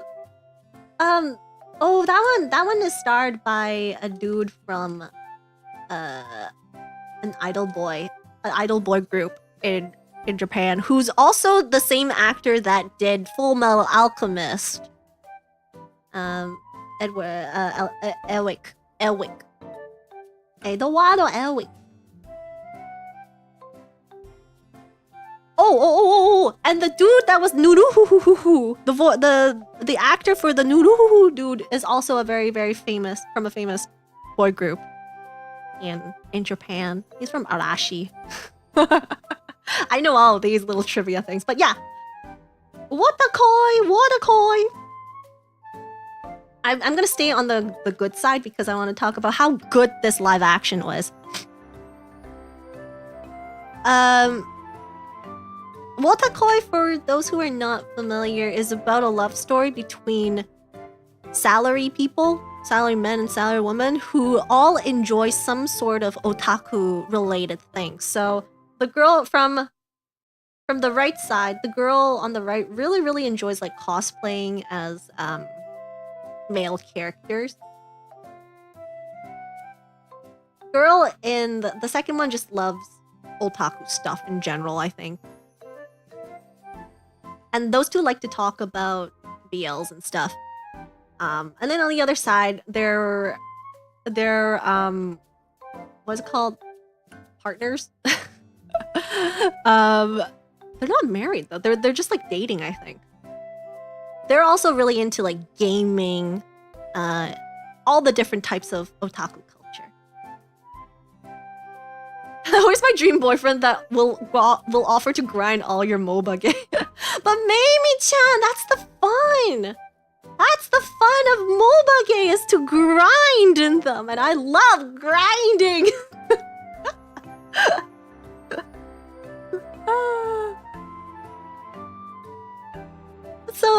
So this Watakoi is not your standard live action though.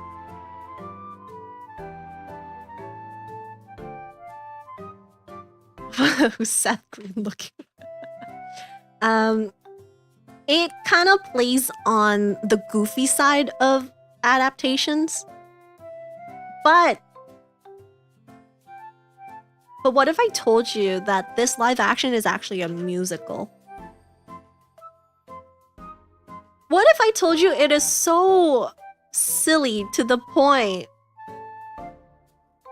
that not only this is just like a live action full of goof, but also a musical? It is a really, really creative take on the source material in that sense, because you were not expecting a musical. When I went to watch this, I was not expecting a musical. I didn't read anything about the details of it, but I was not expecting a musical. Wait, Spy Family has a musical? What? I gotta check that out. Does the parrots sing?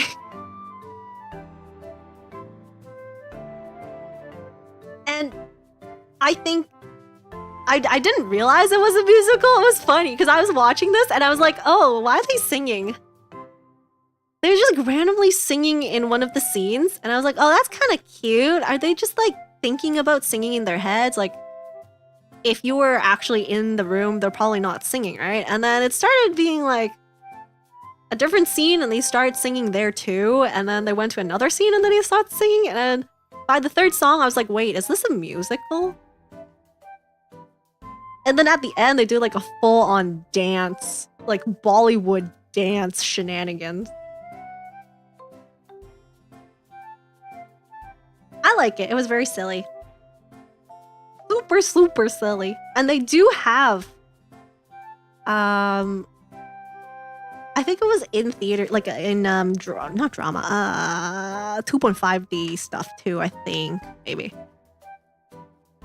I highly recommend it if you're just like in for a silly time. Because this is a rom-com, right? The genre is rom-com and they kind of played that. They kind of overemphasized a lot of things, which makes it really good in live action. It's not cheesy. It's gone over the point of cheesy. Because if you make a live action cheesy, it just comes off as awkward. But you need to like cross that line of cheesiness to make it worthwhile. I like it for this. I like it for this live action. I watch a lot of live action for rom-coms actually. Cheese is nice, yeah. Cheese is nice if it's easily gradable. If it's a rocky chunk that has expired, it might not be a good choice. What other rom? Because like not all live action adaptations are movies, right? There's a lot of them that are just end up not going global, but it's like a J-drama, a night J-drama, and then they kind of just like go through the story beats.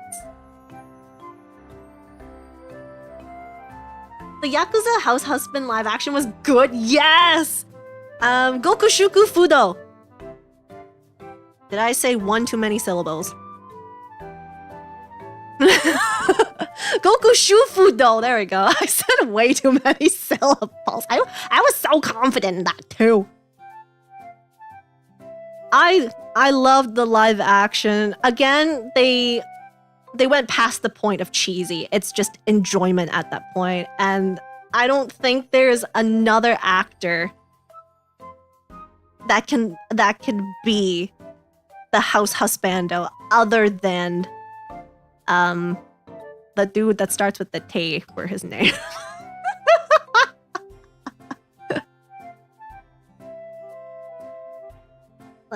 Let me look at this poster.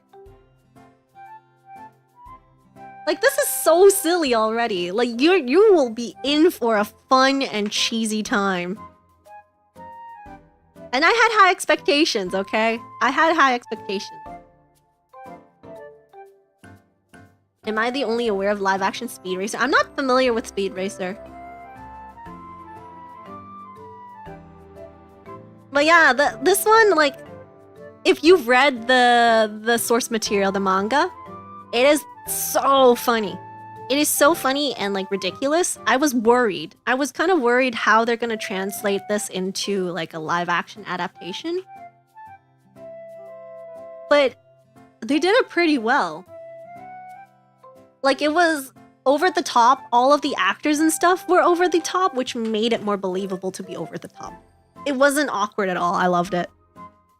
Oh, so good, so good.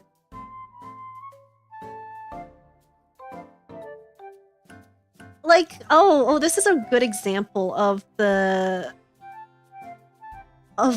how it copied. Whoop. Oh, it's so small. Like, the angles and stuff, they tried to emulate some of the manga panels as much as they could, and I thought that was really good.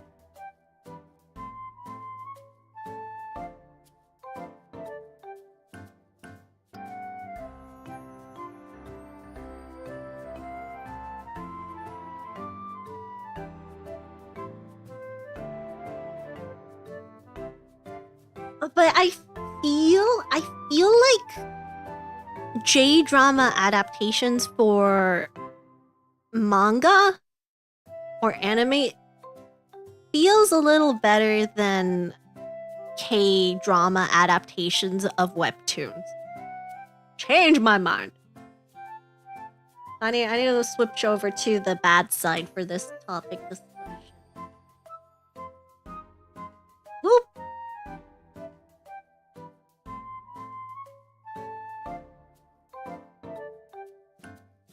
Isn't the gimmick working from home because of his actual job?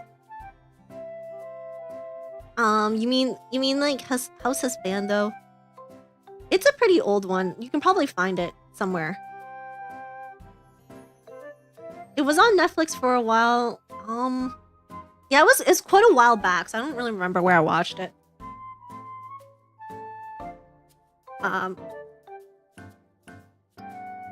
But like, for me, I feel like webtoons. The issue with K-dramas is that they rely a lot on the most popular actors, like K-pop idols for the actors, and I don't think that's like a bad thing in general, especially when they're trying to start out acting. Like, everyone has to start somewhere. I'm not gonna like be like, oh my gosh, he's a terrible actor. Like, a lot of these situations is some K-pop idol books an acting gig as part of a lead role in a webtoon.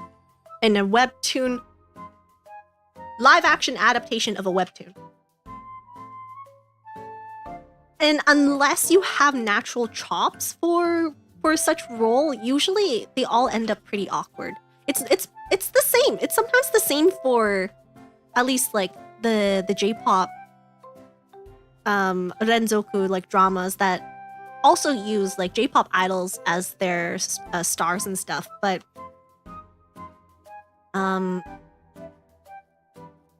it's a completely different experience watching J-pop versus K-pop related shows. So.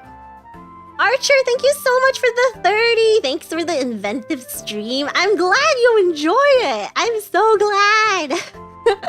And we have made Daily Dono. This will be the third. We're on a 3-day streak, and once we reach the 5-day streak for Daily Donos, I will be doing a cute little nyan nyan related acapella karaoke. So thank you so much. Thank you so much to Galen and Archer for today's Daily Dono goal. Thank you.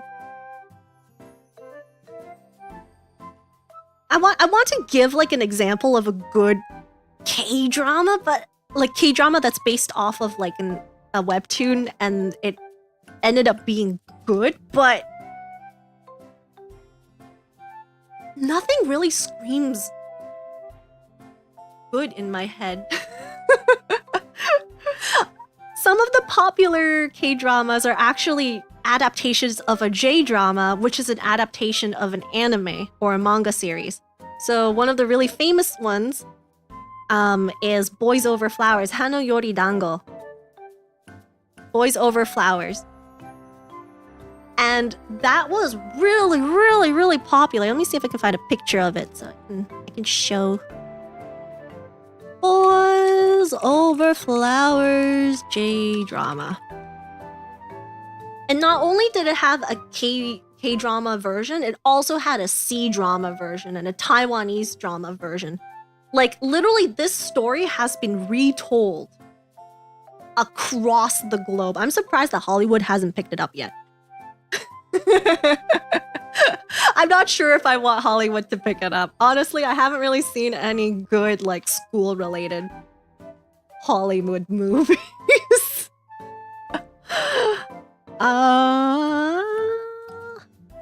see. Well, let me save this image. I'ma eat it too. So this is, the top is the original manga. And then the bottom is like the Japanese adaptation, and then there's also the Korean adaptation over it.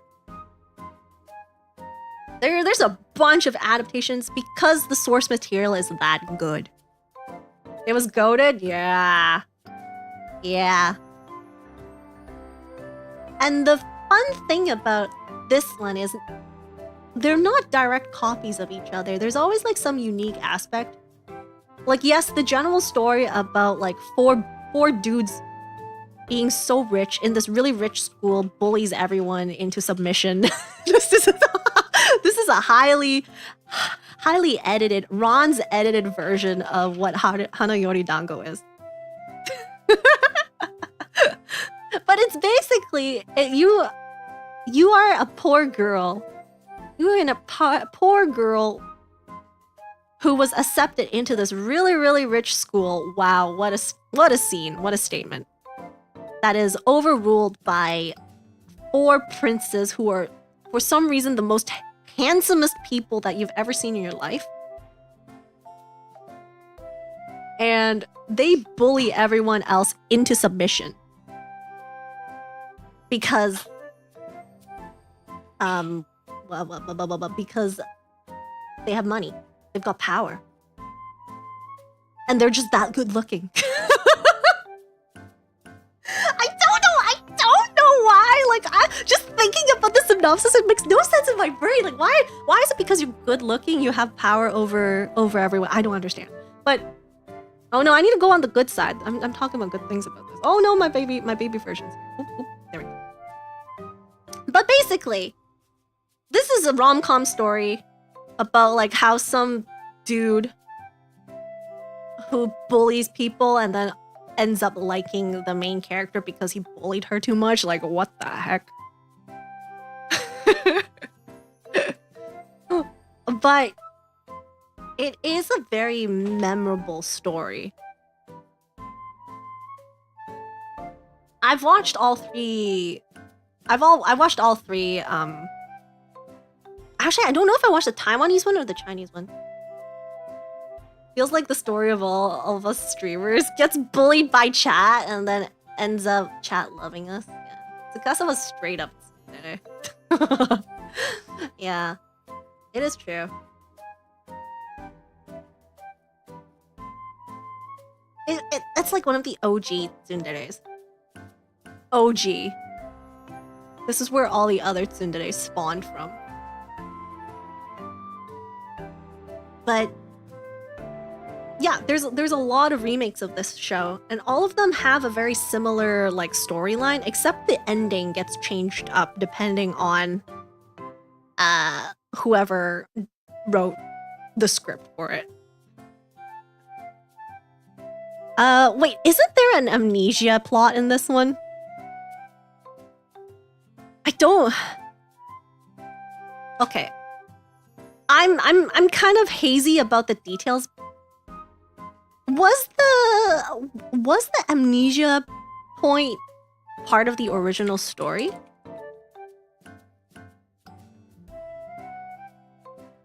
Because like all these synopses do not tell me anything about it.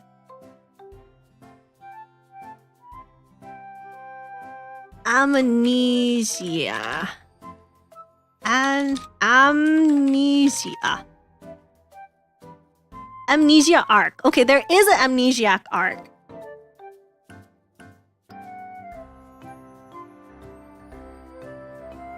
Okay, yeah. So there is an amnesia mark in the original manga. But the way it's written and like, sorry, the way it's played in the movies and stuff, I think like, I don't even know if it gets reached in the first season for some of these live action adaptations. But yeah, they always have to choose like the best looking boys, and where would you find the best looking boys outside no other than in cute boy groups? And so like they either make or break the story, honestly. And I just feel like Korean dramas have fall into that pit hole more than Japanese dramas. I'm not biased or anything, no. Like, objectively speaking, I liked, what's it called? There was another story about 4 guys and 1 girl, but this time the girl is, has to roleplay into her twin boys role so that they are a part of a band of 4. And the Korean drama for that one was a lot better than the J-drama, which was a direct ripoff from the Korean version. This plot sounds familiar, Disney, yeah.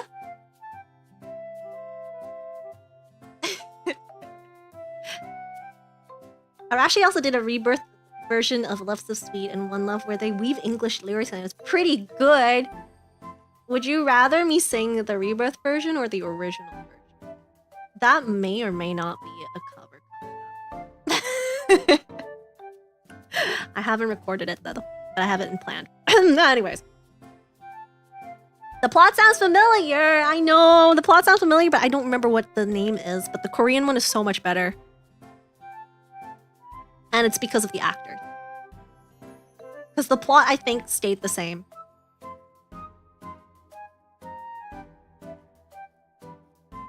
But I feel like a lot of these rom-coms and stuff, webtoons and stuff, are very, very closely related to the source material. They don't really diverge.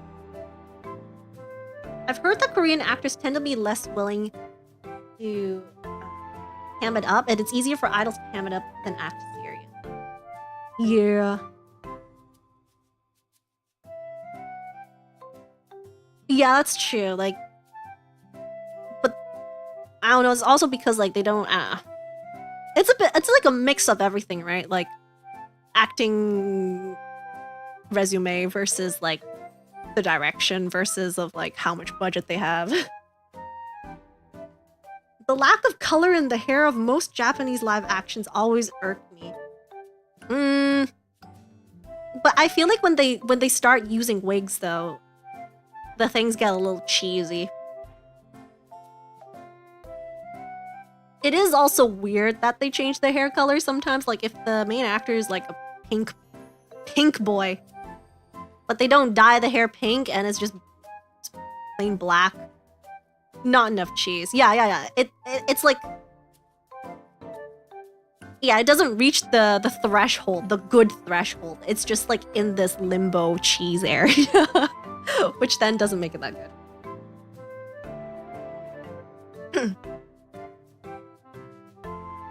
But otherwise, like I just worry, like when directors start asking for wigs, sometimes the wigs are just so cosplay style. If the action and the stuff in the show doesn't match up to the cosplay feel, then I would rather have them stick to the more realistic approach. Which isn't a bad thing though. Sometimes for like more grounded stories and stuff, you do need another perspective. And that can be achieved through costume design.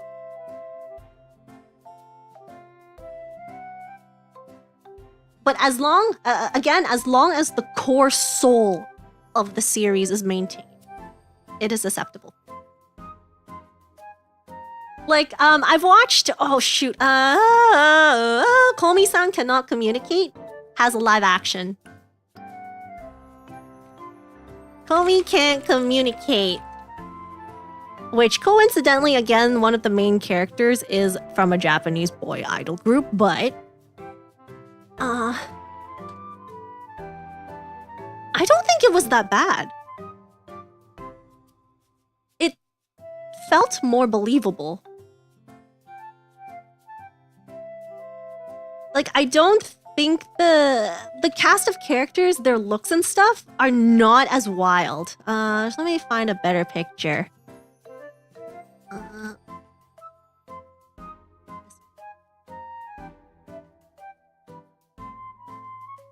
Like, the live-action cast for Komi-san, their hairstyles and stuff aren't as, like, wacky. But the story itself, the core of the story is still there, and I think it was good.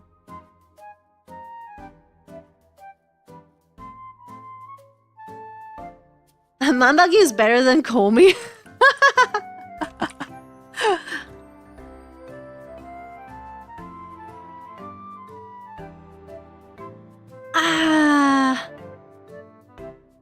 As a person, or just like everything?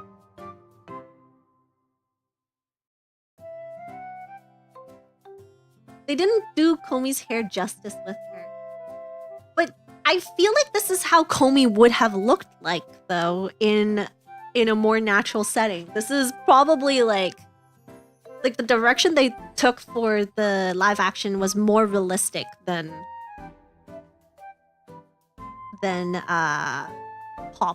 pop style.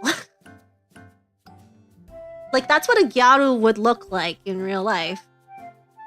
The rebel looks kind of funky, but I don't know which rebel is not funky looking.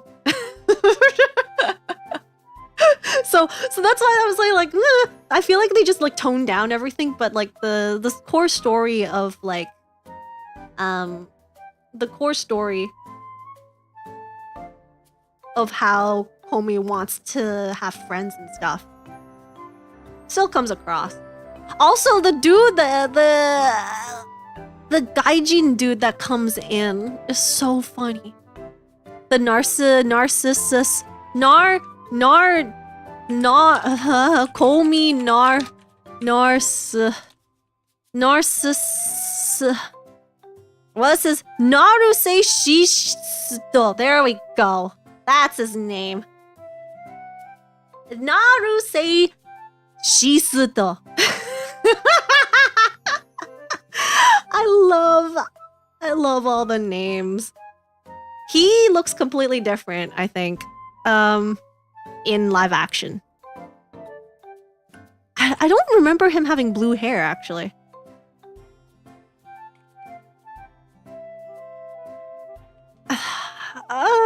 Yeah. He does not have blue hair.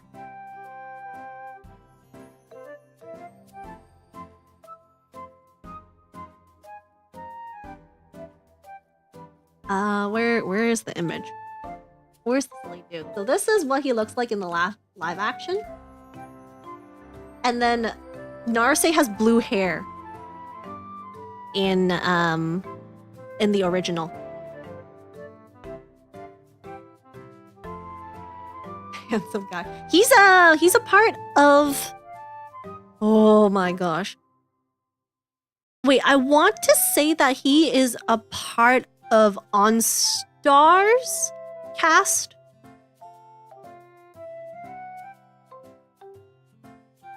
But I don't, I need to verify that claim.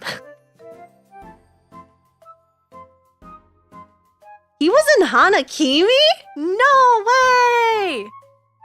Wait, he was in D-Boys? Hold on a minute. Wait, I didn't remember him being in D-Boys? D-Boys is a group of not idol boys, but they are a group of drama boys. So there's a bunch of beginner actors who start off as a part of this troupe. And you see them in a lot of live action or like a lot of dramas as like secondary characters and stuff for a while until they land a lead role. I did not know he was a part of this group. Although the D-Boys are promoted as a group and members occasionally work together on the same project, each actor develops his career independently from his fellow members in their own television, cinema, and theater projects. It's like a project group, yeah. I did not know that. But I thought he was part of like some singing thing. Apparently not. No, he wasn't, huh? Nani? You sure about this? Darn it, I must be mistaking him as someone else. But yeah, so again, this is like the take for Komi-san. They just kind of like toned down the hairstyles. It's interpreted in a way where these people looked a little bit more realistic, but their personalities and stuff stayed the same. That was pretty good. It wasn't like the best live action adaptation, but it was like memorable to a point where I'm like, oh yeah, it was a good one. But yeah, there's a lot of live action adaptations. I think we only covered like the big recent ones until we started like kind of diverging back into some of the older stuff, because I like to reminisce over the olden stuff too. We can't get to today's works without looking back at the old works, so.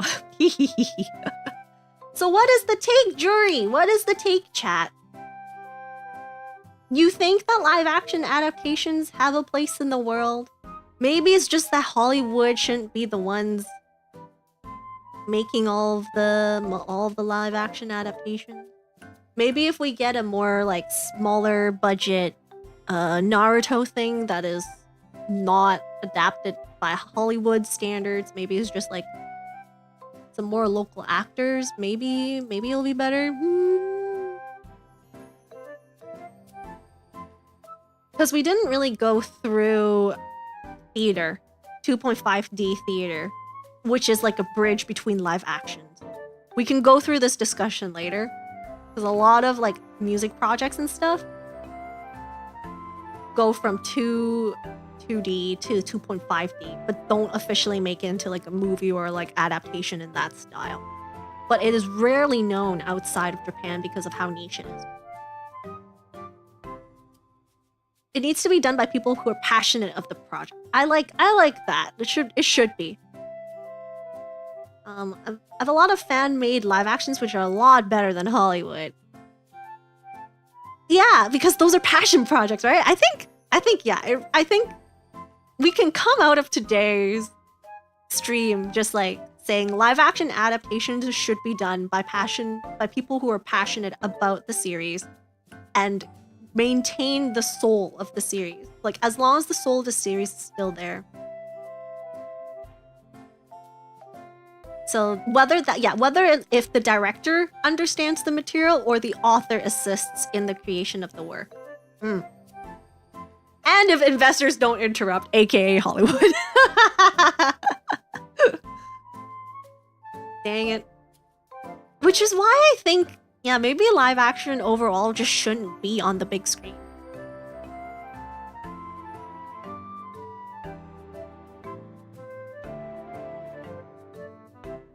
Fine with smaller studios getting higher budgets for live adaptations, Hollywood is dead to me. Which I think it is possible. Like, if there's a bunch of, like... I'm sure for a lot of these franchises, there's gonna be people who are willing to jump in on the opportunity to help out. They could be beginners in the industry, they could be, like, veterans in the industry, but just, like, a bunch of passionate people who all have the same vision or have a director that can help unify that vision. With or without the assistance of the author to approve it. Yes. Oh wait, I shouldn't be part of the good part. I should be the judge. I should be Judge Ron when I'm talking about this. So we're gonna say nay to Hollywood, but yay to passion project.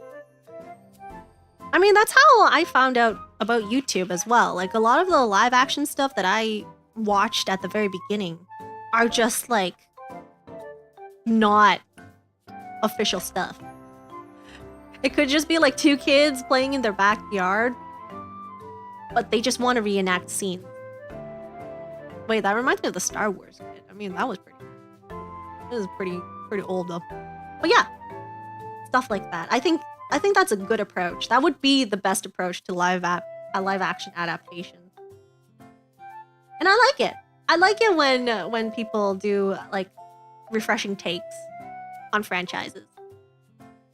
Except for when you're doing a remake or reboot of a series like Saint Seiya and just like screw over the entire plotline. Oh. I mean, I didn't really like the reboot for Digimon either, but I'm not gonna open that can of worms today. I'm gonna maintain my image of saying I love Digimon in all of its flaws. Heck yeah, thank you so much for coming by to today's stream. I hope you enjoyed this format. I might be like doing a 2.0 version of this in the future, bringing some new refreshing ideas for it. The upcoming stream on Saturday will be a vertical stream, and we will be not deep diving, we'll be talking about like your favorite anime genres and talking about anime genres in general. Sometimes like they're classified in a weird way and I want to understand why, and I might be roasting some of your favorite animes, but like, you know how I roast. Very lightly. Very lightly and full of fun. So that'll be on Saturday's stream, and then my newest music cover will be released on Sunday before the hand cam stream as we finish Kamen Rider Kabuto. Thank you so much for coming by today. I hope everyone has a wonderful morning, night, afternoon, and I will see you all next time. The court is dismissed. Bye, Nadan!